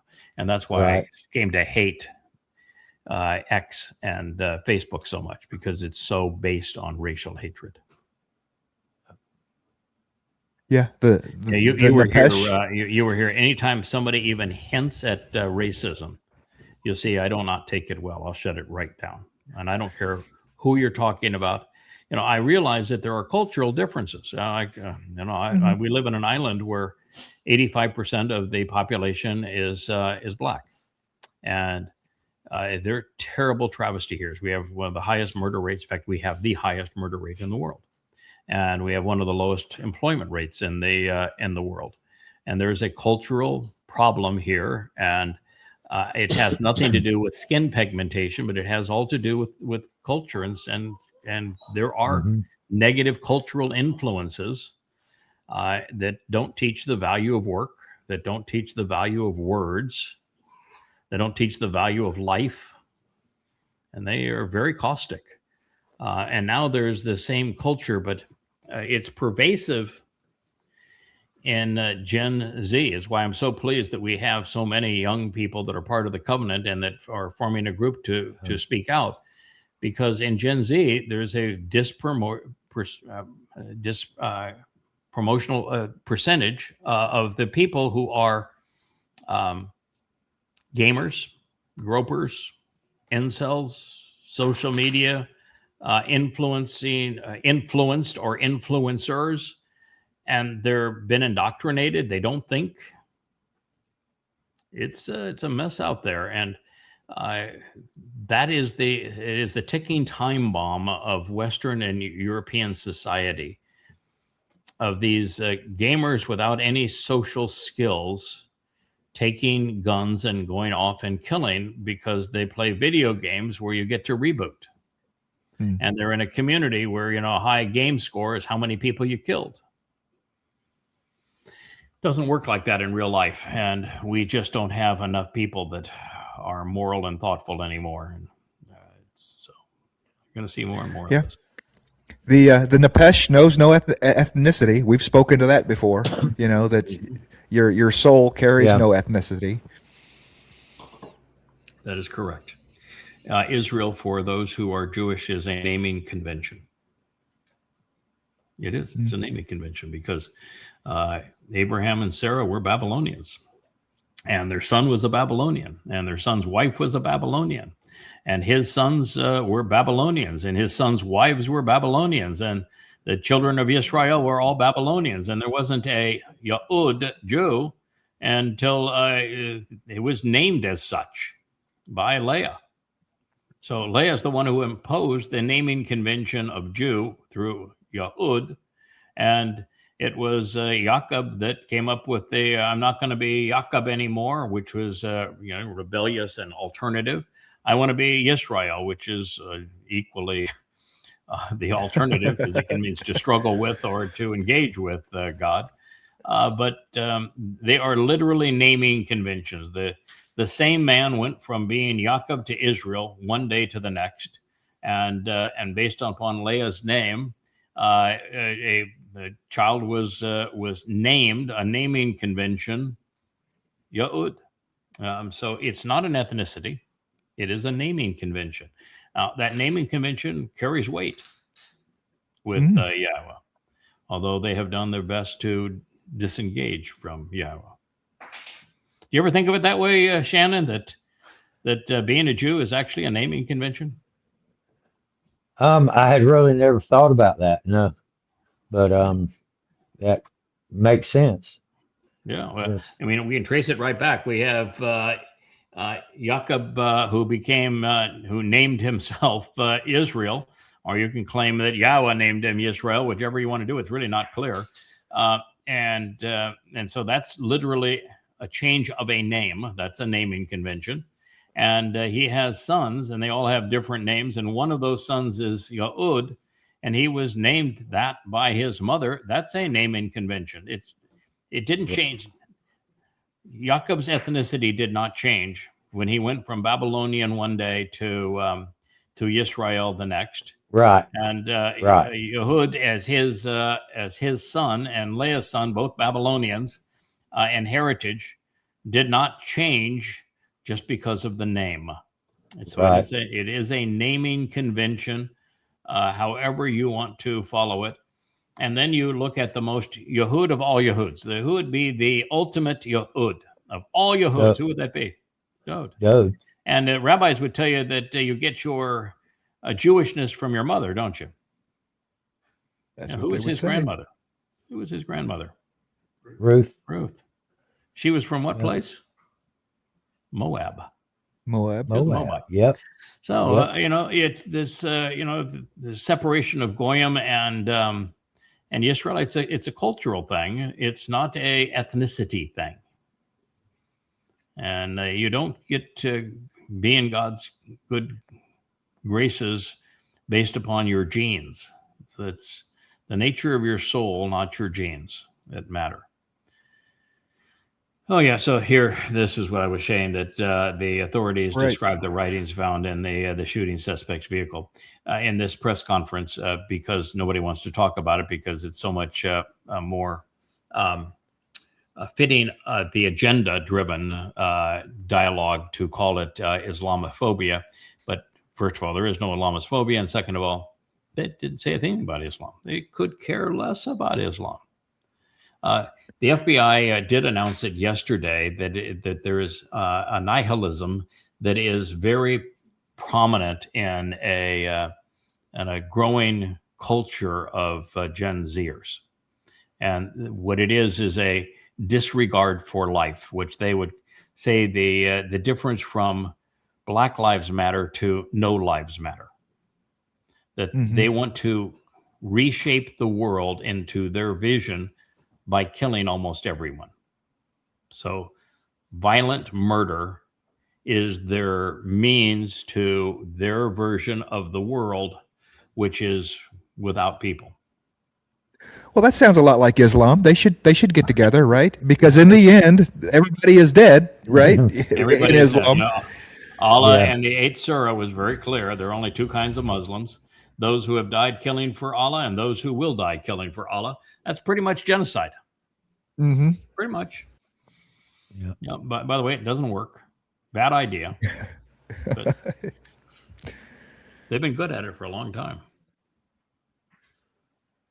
Oh, let's see. This is, San Diego police. There were, 140 kids. And one boy. And it's, just make everything about this. Those children are so lucky. Do you know the shooters were children? Yeah. Like 17 and 18 years old. They were children. Yeah.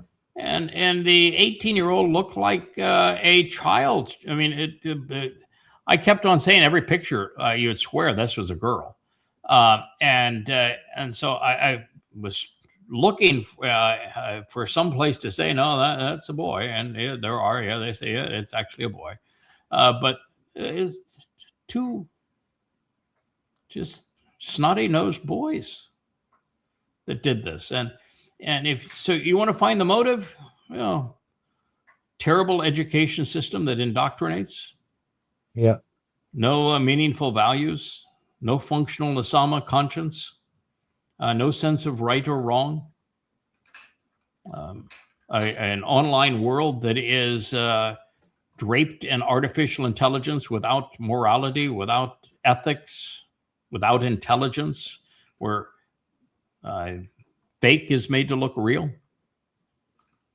Online games which draw people in and create a false sense of reality. Social media that draws them out of society and to social media is the anti-Shannon.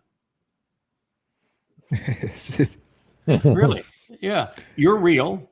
You go visit people, have a meal with them, shake their hands. And social media is you create a false version of yourself, and everybody you view as a voyeur other people's false versions of themselves while you're in an environment that's managed by a false reality and that promotes that which is false. Kind of like video games. I would have friends say, you want to play golf on a video game? I says, no, let's go out and play it for real. Right. It's right. The lucky thing for me, and that's because I'm older than you guys, and you're right at the cusp of the time. It passed you by, I think, though, Shannon, but it still nipped Kevin there. Video games became exceedingly addictive, and particularly for young men when they were young men. They swallowed my two sons up, man. They'd prefer to play a video game than they would go out on a date with a pretty girl, and or toss a basketball or catch a football or play baseball. They would much prefer their video games, and they could isolate in that world, and they were comfortable in that world. That's a world I never knew. So I have fairly aggressive, addictive personality. I'd say, just think certain things you can't do. I can't smoke because I'd have a difficult time trying to get rid of the habit. Video games are addictive, and fortunate that I never got called into them. You didn't play very many either, my guess, did Shannon? No, I've always thought it was a world of make-believe. Yeah. And the real one's already hard enough to deal with. You need all of your oars in the water to deal with the real one. There's no reason to go off and play on the fake one. Did you have a favorite video game there, Kevin? Many favorite video games. Oh yeah. I mean, I've played everything, really? From the different game systems. Yeah. Computer games. Right now I would say that, Skyrim is it's a very popular and one of my favorite all-time games because it is a huge open world that you just lose yourself in, and you can do so many possibilities of anything you want. I mean, there's a whole culture of people that outside of the game builders itself do what they call modding, and they spend their life for free making video graphics and modifications to the game that you can download from them that input into the game. So, I mean, the world continues to grow and grow and grow, But big Skyrim guy, how you can tell just how plugged am I in the gaming world. I've never even heard that title before. Never even heard of it. That's how out of touch I am with video games, and that's okay. But I think it's also important that we have younger people that can talk to those who have grown up in that culture. Right. Well, and I'm very interested in cultures and how other people think.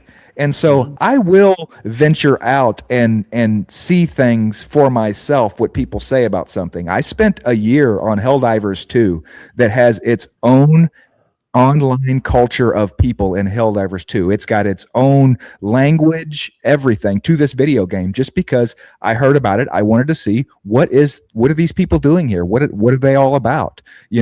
So as investigatively, you hop into the game, you get good, and you become accepted. And I can talk their talk. Helldivers 2 was the one that the kid that killed Charlie Kirk, he was a part of that community, and so I could understand what he was writing on the gun and what he was talking about and things because I had been there and done that. And from that's a term that I had heard, but I heard that only because I was able to immediately look at the Charlie Kirk assassin and say the issue here has nothing to do with liberal or anything. He was just drawn into the artificial world, and you could say that he went to Halloween as a groper. So he was influenced by Nick Fuentes, who had a rivalry with Charlie Kirk. And he would refer to himself as an incel, which is an involuntary celibate, because he couldn't get along with girls. That's another Nick Fuentes kind of thing. And that he moved into the apartment with other gamers because his life revolved around playing video games. And I said, no, this is now a huge percentage of young men in particular in our society. And they're all equally amoral. They're disenfranchised, everything else. They're equally immoral. So the only thing I can tell you is if you don't like what he did, you're going to see a lot more of it. And that's what people have a problem with is they want to put this thing that happened in San Diego in a box. People like things tied up in little boxes that this is why this happened. And they don't want to look back at themselves and say, folks, this is your children. These are children in your neighborhood. Your children are doing the exact same thing that these children did. Your children are one step away from finding a firearm and going and killing people. Correct. That's correct. Right. They are. The fact is they absolutely are. And, with the Charlie Kirk thing, they wanted to blame it on Jews and put it in the anti-Semitic box. Then they wanted to blame it on liberals and put it in the Democrats box. And then they wanted to blame it on transgender and put it in the transgender box. But the fact is, he was influenced by the gropers and what is it? Hell something? What is it? Hell something? Helldivers, yeah. Helldivers, yeah. And that was his vocabulary. And when everything about him screamed that he was had lost himself in the artificial world of social media, gaming, and the internet, and could no longer relate to reality. The problem with gaming now, I was involved in a lot of games when I was young because I was into computers. But it's changed. All the games now are an alternate reality that they can't differentiate anymore. So it's not a game. It's their reality. Yeah. I think part of that is because they are so good at creating avatars of people. So you can create, if you're a guy and you can't relate to girls, you can create a pretty girl that you can control. Yeah, 100%. When you look at Elon Musk, and he's never had a successful relationship with a woman, and all of a sudden Gronk is drawing all these sexy women and undressing them, you say, well, that's predictable, wasn't it? Yeah, and when you spend so much time in such a place, Perry's right. It becomes your reality, and that's the problem. I mean, the meme is they will tell each other, go outside and touch grass. You know, you've been in here too long. Literally go outside and touch grass and clear yourself from the game, you know, because it happens. Social and it media becomes your reality. is alternate reality. Yep. Video, computer games are an alternate reality. I'm here to tell you, virtual reality is an alternate reality. All of this is an alternate reality. Alternate realities are not real.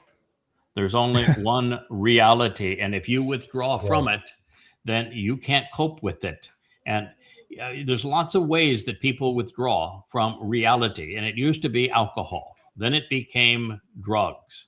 And now it's the online world of social media and gaming and indoctrination, where you are pretend to be a Marxist. It's all a means to withdraw from reality, and God's not into that. Yeah. You want to have a relationship with God, it better be real. That's the reason why I was so hugely supportive of the Shannon tour, because it was real. You were going to press hands shake the hands of and break bread with covenant members. You were going to get in your car and drive to them and meet them where they lived in their homes and talk to them eye to eye. And that was real. Nothing more real than that. Yes.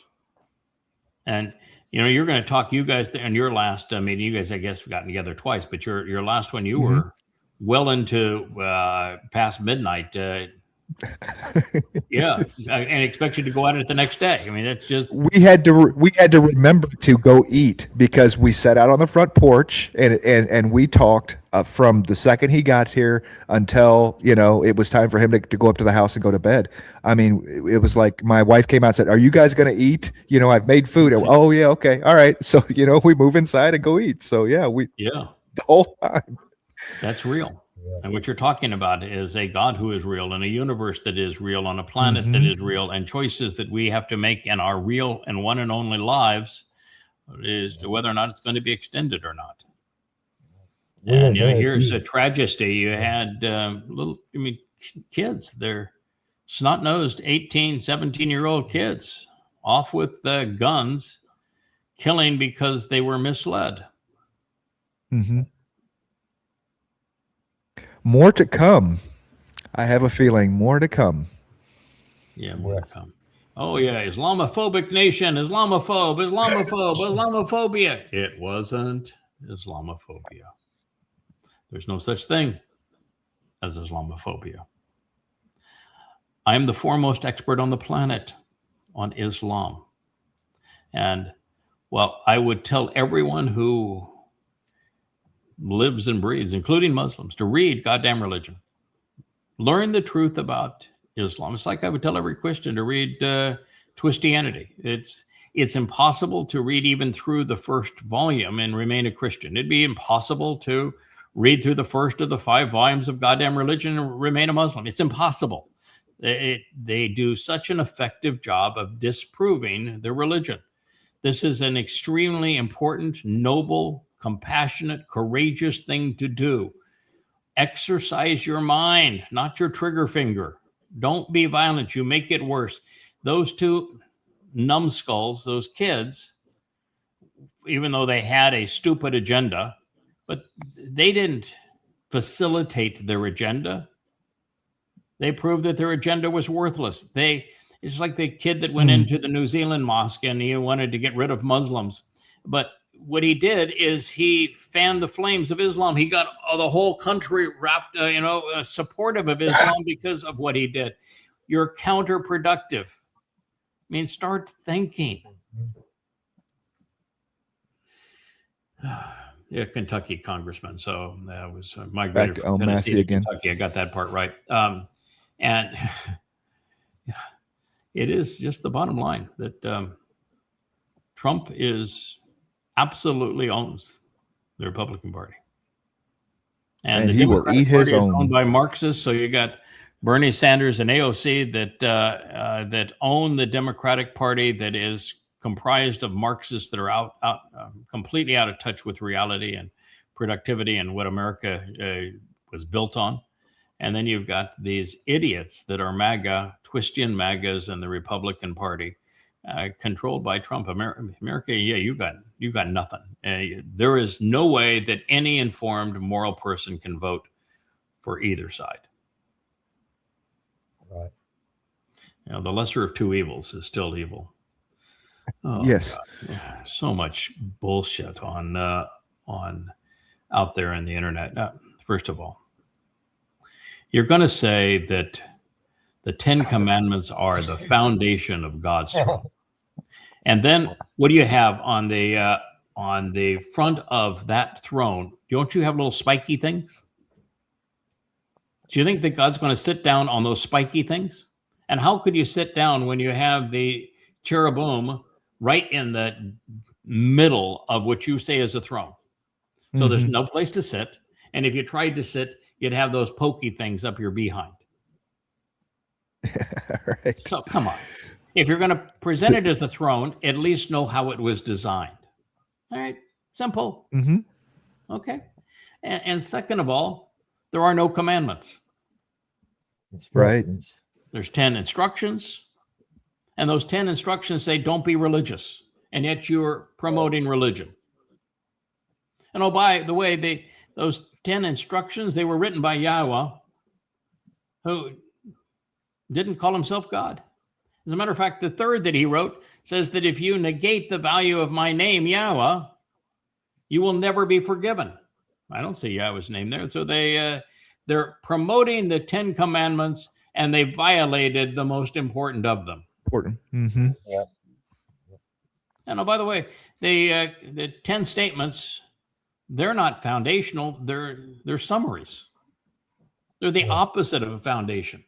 You know, you build the thing and you write a little summary. I say, okay, I'll give you a little summary of what I just did. The 10 statements are a summary. They're not the foundation.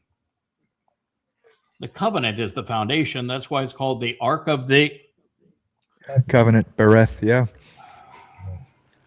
And by the way, the 2 tablets, they're not made of gold. They're not all shiny. It is a chest, which means it's enclosed, which means you can't see through it. And the Son is not God. They got everything wrong. Yeah, maybe those little spiky things are so that bubble doesn't roll off the top as the Israelites are walking through the desert with it, carrying it. They're just They're going to do marshmallows. They're going to do s'mores. s'mores. Put their marshmallows on that. Put the manna on it. Well, it's supposed to be manna anyways. Well, there's the table for I am looking forward to seeing the actual Ark of the Covenant. It's obvious how it was made because it is the top is the mercy seat. That's why we know it is a seat. Yahweh refers to it as a throne. It is Dowd's throne, and he is the returning king. And of course, the religious have no clue that Dowd is the returning king, or that is his throne, or that it is going to be as brilliant as the sun in our presence and in Yahweh's presence, because Dowd happens to be the Gadol Mayor, the greater of the luminaries. And oh, by the way, you are not going to want to meet him if you're religious, because he is exceedingly angry. If you're religious, he despises you. He views you as vile excrement. Oopsie. Oh, here. Lindsey Graham. I always want to puke. Every time I see that piece of shit, I just really want to puke. He is just the nastiest, most vile creature on the planet, second only to Trump. Well, Lindsey Graham says, I'm so heartbroken over this senseless shooting at the Islamic Center. He is the architect of the Ukrainian proxy war against Russia. 2 million people are dead. Many of them are children. because of him. He is the one that pushed Trump into bombing Iran. 250 little girls going to school were the victims of the first day. That man is a mass murderer. And he wants to speak about the senseless shooting and how we have to stand together against senseless killing when he is the ultimate warmonger, mass murderer. Talk about dangerous and sick times. He is the most dangerous and sick of them all. For you and the Carolinas to continue to elect this piece of human refuge, you're out of your ever-loving minds. That is scum. Now, what do you really think of him? Right. Yeah, it's. So, Shannon, it's has anybody ever complained that, boy, he is really hard on my favorite political persuasion, or he doesn't speak very nicely of religions, and couldn't he be a little softer and a little more accommodating? Did you get much of that as you traveled around? Be bold and confident and courageous. And So most covenant members identify with that. yes, backbone. Have some backbone. Yeah. Because do you ever see? I was saying, oh yeah, well, I'll forgive him. You know, everybody makes mistakes, no big deal. So what? He's a warmonger. So what? A bunch of people have died because of him. You know, we just all get along. He's a politician. We need to respect our politics. I don't see Yahweh saying any of that. Do you? No, not at all. No. In fact, when Yahweh speaks of humility, he always speaks of humility as a consequence of doing stupid stuff. Right. Mhm. Says if you're going to do stupid stuff, you're going to be humbled. And then he always speaks of Shazak and of Gabor as the way that he wants his people to be. Gabor means, stout, strong, resilient, courageous, bold. And Shazak is that on steroids. It means absolutely uncompromising, fiercely loyal. And your stand. Take no prisoners is Shazak. Right. But God doesn't do stupid. Oh, Lindsey Graham will never even be in Yahweh's presence. I won't even get a whiff of. He won't even get a whiff of Yahweh. There are people that are just so evil that their trial will be the responsibility of those that are have earned Yahweh's trust. I may be given the responsibility, but it could be any one of our covenant family given the responsibility to annihilate that piece of worm rot. This presentation is actually interesting. They use wrong terms all the way through. They talk about a Bible and there's no Bible, and they talk about the Lord and there's no Lord. But that's not the kind of crown that Dowd would have worn, and they use the wrong term for Dowd. But they know that you got to be really careful what you're talking about here, and you want to be all snooty about your bloodlines. Dowd's grandmother was a Moabite, and if you go back further than that, Abraham and Sarah were Babylonians, and their kids and their children's children and their children's children's children were all Babylonians. And the only thing that distinguished the Babylonians from Israelites and Yehud was a naming convention. That's it. So there's a picture of Dowd, and the fact of the matter is, his grandmother was a Moabite. All right, this will be our last one here. Kevin, here we are. Smotrich, you go back 3-4 years ago. I followed him because of the fact that he was one of the few people who would actually articulate something sensible. Mm-hmm. You could read what he had to say, and most of what he had to say was sensible. Not so much anymore. He has become a caricature, caught up in his own religious vomit. He is highly divisive now. And being divisive is good if you're divisive on behalf of Yahweh, but he is not. He is divisive on behalf of the worst of Judaism, which in Israel is the Haredi sect. Shannon, the Jews would like you to believe it. Well, we are the first monotheistic religion, and we go back, where the wellspring from which Christianity and Islam ultimately came. Do you know when the Haredi sect of Judaism was conceived? I do not. 18th century. 18th century. Not 18th century BC or BCE. Right. 18th century CE. And you think that it being Israeli and all that sort of thing, your Judaism is equivalent to being a Jew, so you would think it'd be in the land of the Jews, wouldn't you? And that, do you think, where Haredi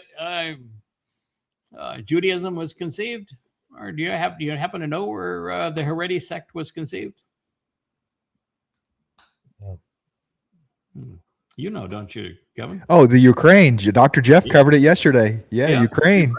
Yeah, Ukraine. So Haredi, which is the only form of Judaism acceptable in Israel today, it's the ones that the black hats, the black mourning suits, and many of the shamils. And they call themselves ultra Orthodox in New York, but they're Haredi. That sect was conceived in the Ukraine in the 18th century by a guy who was quasi-illiterate, Baal Shem Tov. Mm-hmm. And he did not have a good name, but his first name happened to be Israel ben Eliezer. He didn't write anything down. Not a single book written by him. And that's the dominant strain of Judaism. So Judaism as a religion now is from the 18th century. And it's Ukrainian. Really sad. Wow. And we have a real problem with when somebody writes that Smotrich is celebrating an Israeli festival with illegal settlers in Hebron. And that would be like saying Hebron? That the Germans are illegal settlers in Munich. I mean, right. You're going to say that the Arabs are illegal settlers in Arabia? Right. I mean, Hebron is an Israeli town. Mm-hmm. So how could Israelis be illegal settlers in an Israeli town? And the problem is that there are illegals in the Israeli town that want to take that town and the whole country called Muslims. But the fact of the matter is, you can't be an illegal settler in Hebron as a Jew. Impossible. Impossible. Absolutely. So the world is really turned upside down. And so he's joined with illegal Israeli settlers, near an Ibrahimi mosque in Hebron. You know why they have Ibrahimi? Because the damn rabbi sold Talmud stories about Abraham to the Muslims, to Muhammad. Mm-hmm. And they screwed up the pronunciation of his name. Muhammad was illiterate after all. And they incorporated the idiocy of the Talmud of Abraham, little Abe making hammering, axing idols, and he left only the biggest one. And he's talking about how the biggest one is the best of them, and he's worshiping the sun and the moon, and he is quoting directly from the Talmud. It's Talmudic trash about the story of Abraham and the idols as a boy, and his father was an idol maker, and he took the axe and chopped them all up, except the largest one, which was the one that was able to talk. And if all the other idols are gone and you're left with the largest idols, that idol must be God, right? No, I mean, it was rabbinic trash that became Islamic trash, and there would be no Islam today if it wasn't for the idiots that are parading around like rabbis. You caused it. You wrote it. You sold it. And you've undermined your own people. So to promote this, Smotrich says that you're not thinking. You're ignorant. You're really killing your own people twice over money. I mean, you're killing them through their relationship with Yahweh, their soul, and you're killing them through, Muslims. It's you've killed them twice over. 3 times over if you count Christianity that stole your Messiah, and you helped them steal your Messiah. So Shannon, it is a frustration. When are you starting your series on, and are you going to calling our next witness? Yes, I am. I'm standing behind Leia 100%. Okay. All right. Good. That's nothing wrong with doing that. And you're going to co-host it with Matt with cats, which ought to be a lot of fun. And you've got a good setup there. I like your cabin. It's beautifully done, and even like the chinking between the logs. That's a beautiful setup you've got there. So pretty soon we're gonna see the first calling our next witness. Yes, this Sunday. Okay. I actually have Mark Miller is flying up from Orlando Friday. I'm going to pick him up from Roanoke Airport. Okay. He's going to spend the weekend with me, and he's going to be our first guest Sunday. Wow. Oh, wonderful. You're going to do it the old-fashioned way, man. You're going to do it in person. I'm going to bring him here. Yes, sir. Oh, wow. I love it. Yeah, it's typical Shannon as to why I thought you'd be such a. I mean, there is no one who can do that series better than you. You are the man when it comes to it. In fact, I even think Kevin scolded you a bit. Said, you're being called out for this show on every one of the podcasts. I'm calling you out and say, you are the perfect guy to do this. And this is something that really needs to be done. And so finally, Kevin said, hey, man, how come you're not writing me? We need to get this going. I was hiding. You were hiding. I told him I used to, flesh, people, when I look, and it'll take getting used to, looking into a tech device instead of somebody's right there. Yeah, it is. Yeah, it is a real difference. There are people who in the past have taken the face. You could take Kevin's here, and you could have the microphone or the camera, come out in the middle, be in the middle of the face. It could be the nose, and then you're looking at a person. And there are people who have done that. One of the things I have done here that has really helped, because for the most part, I'm speaking to just speaking to either camera lenses or into teleprompters, so I can read the translations that I have written. But that takes some doing, because you're surrounded by all these bright lights, and your eyes have to focus on something that is much darker, and to realize that there's a camera there. But one of the things we have done here recently is we have put the live stream of the show on monitors. So we have monitors now in every studio, and there's a live stream of the show on those monitors. Then we put another camera. This one right here is just right there above this monitor. So when I'm looking, I can actually look at you while I'm talking because the monitor's there. So the thing I keep on encouraging everyone to do when they're going to be hosting one of these shows is most everybody has a laptop. In fact, you can buy because all it has to be is an internet-based laptop. It doesn't have to have anything. It doesn't have to have Word, Office, doesn't have to anything. It's just an internet-based laptop. Or they make now these things. I've got one here to my right, little cube. They're, how desktop computers used to be. And in fact, Perry just showed me the latest one that he has brought to our house. It's the size of a horse. But he says, man, it's geared up, man. That thing's got power to burn. But now these the desktops now are about 4 inches by 4 inches by 2 inches, and that's a full-on computer. And you plug everything into it, and you can buy a monitor for $150. And these things they run $300 to $400 for one of those, or you can buy a laptop now for $200, $250.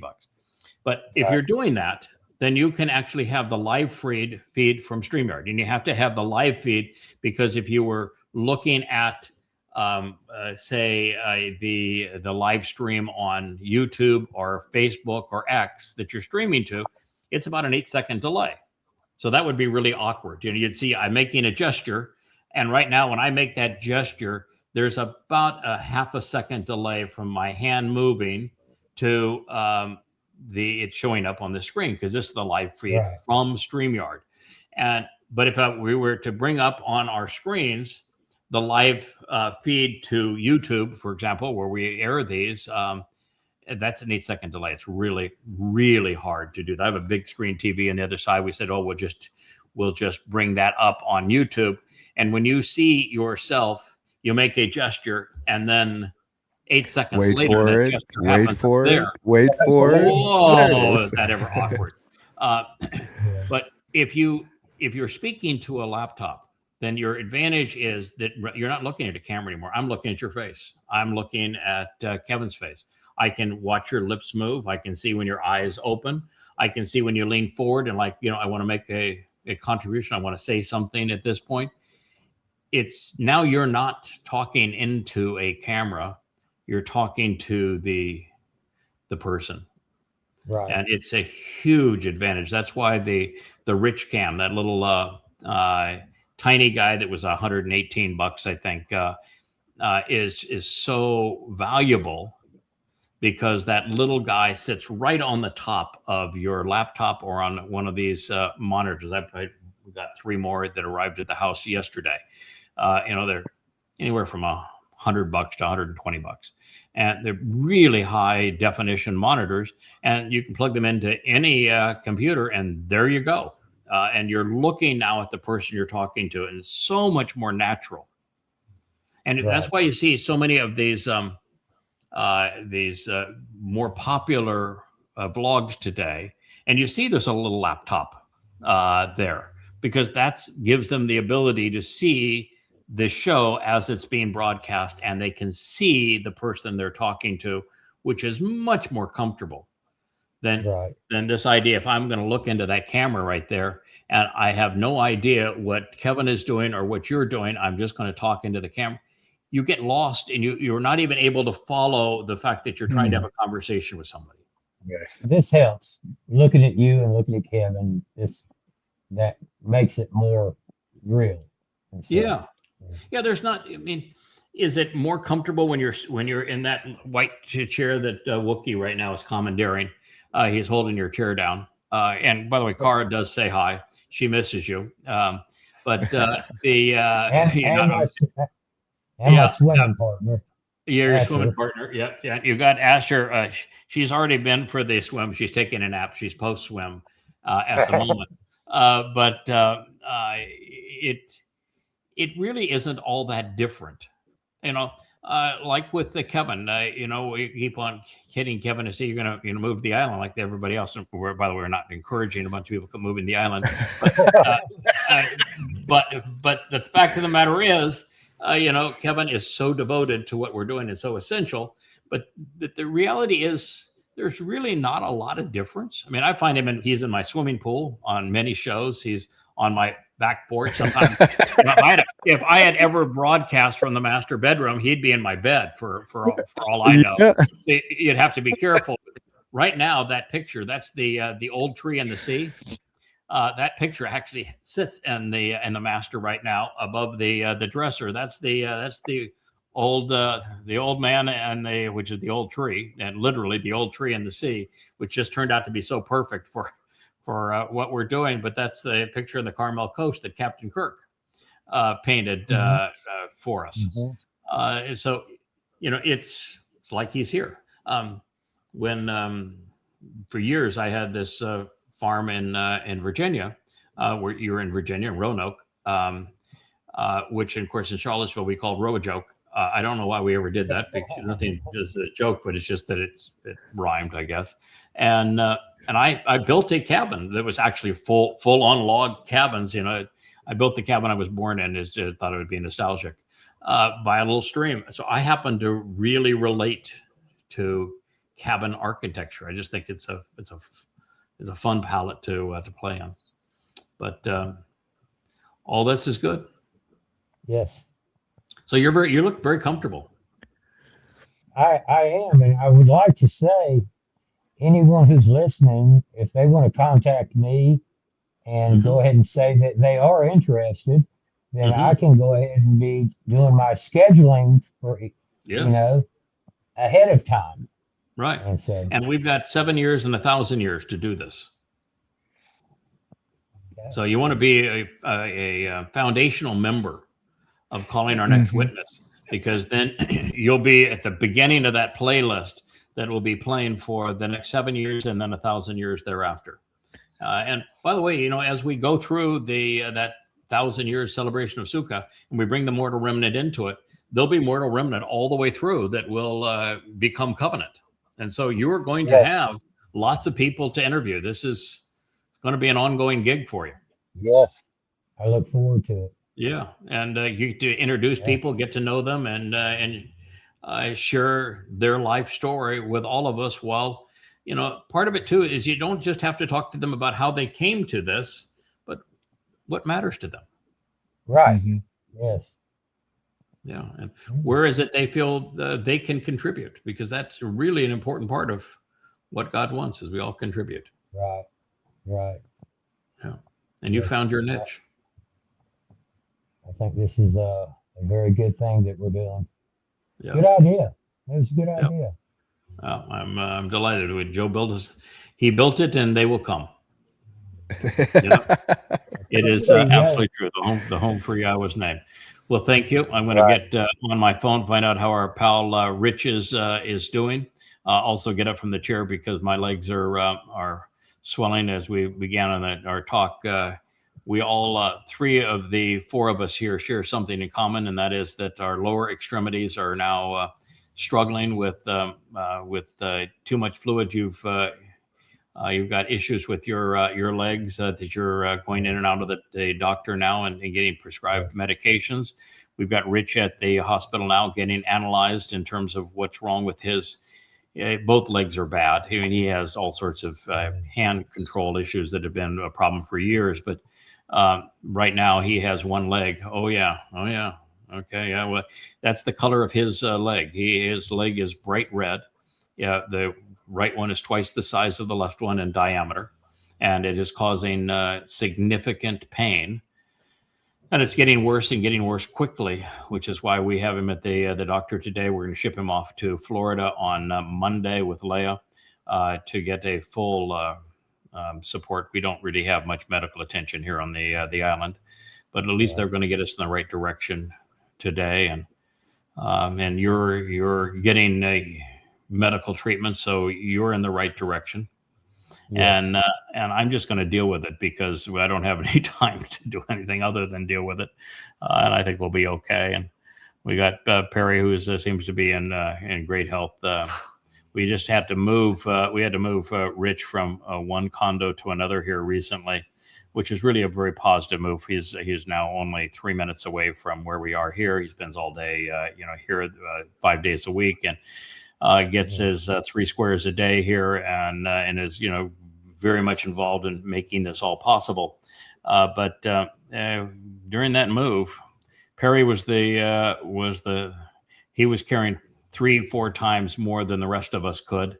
I was about a third of Perry, and Rich was about a third of me, and then Leah would carry the paper towels.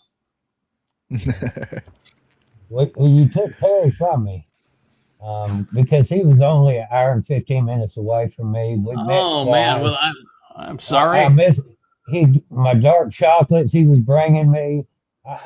You just took him from me. You were. I'm bad. No wonder you didn't sign up for this show. No wonder you were hiding. I'm a bad dude, man. By the way, Perry showed up. I did not steal him. I can tell you. I remember the day that Leah told me you're picking Perry up at the airport. He's arriving at 2:00 today, and I say what? And she said, "Yeah, Perry's arriving at 2:00. Well, is he coming for a visit? How come I didn't know that he was coming for a visit? No, he's not coming for a visit. He's moving here. He's going to live here." So I'm saying, would you run that? I mean, this is a man that I think I had 2 conversations with on the telephone. And you tell me he's moving. I'm picking him up. He is moving here. Yep. Yeah, we're gonna move him in the house. And oh, by the way, don't worry about it. He's already he's leased his a condo out. So he's got his car here. He's already moved. Everything is here. So I can tell you, Shannon, there's a lot of things that I can take responsibility for, and I'll send, you know, if it was me, man, I'll be all on it and say, yeah, it was me, pal. I did it. Bad me. I didn't do this one to you. I miss him. I miss him. Yeah, well, yeah. And but by the way, with Rich out, and Rich is just exceptional. I mean, he just moved into our house like he's family. But with Rich out today, we wouldn't be doing the show if it wasn't for the fact that Perry is here. And the things that get, a lot of things that get positioned on the site, you know, Perry is the guy that's driving all of that. And as we try to move our audiobooks into avatars, it's Perry's fascination with and the equipment that he owns with the computers that are going to pave the way. So, you know, God says, all right, it's time for you to show up. They need what you have, and you can continue to do your thing if I position everybody where they're supposed to be. So it's all working out. Yeah. Right. Yeah. So you want to get mad at somebody, Shannon, get mad at tell me, by the way, when you do that, tell me how it works out. It works out. Yeah, tell me how it works out for you. Because I've tried it and it didn't work out at all for me. So You know, Perry is a great guy. I'm glad he's there. Yeah. Oh, I know you're yanking my chain, and I don't have any problem with that. But I did want you to know that in this case, I wasn't working behind your back. Well, I just miss my dark chocolates more than Perry, really. You know, I have dipped some dark chocolates for Leia already. Oh my, he is the confectioner of chocolate. He is really talented. You know, it's interesting that I went from being reasonably slim. I was you can't blame that on me. Yeah, I was working out a lot and eating sparingly, and then, you know, I met Leia, and she was a spectacular chef. I trained in France and Italy, and Leia, from Leia's point of view, food is love. And so she, you know, it's really a great scheme. There's no chance you're going to run away when if you feed them enough. You know, there they are. Now, but it's so, you know, I got used to Leia's kitchen, and I love to cook and I love to be in the kitchen. I'm just not very good at it. I'm pretty good with fire and meat, though. I'm good with the barbecue, and I can still do that job. But and I probably have 10 different types of barbecues here, so I'm an aficionado when it comes to barbecuing, but I can't go in the kitchen anymore. And what ended up happening, we have a housekeeper here that is a renowned chef on the island. And so 2 days a week, we have Lisa cook, and she is really talented. And the days that we don't have Lisa cook, now we have Perry cook, and he's quite the chef too. So we're eating good around here, although we made a rule here that we'd only have 2 meals a day. So we have breakfast and we have a dunch. So mid-afternoon, that is you can call it lunch, you can call it dinner, but that's the last meal of the day, and there is just 2 of them. So that's where we are. And I'm sorry that have stolen your guy, pal. Yeah, I know he's in good hands.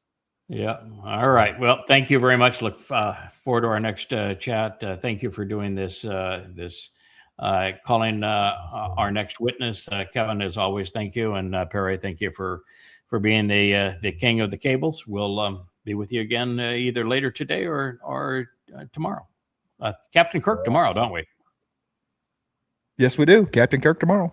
All right. Thank you so much, Shannon. Hey there, thanks for tuning in. That was Fetch. Gotta run now. Catch y'all on our next podcast.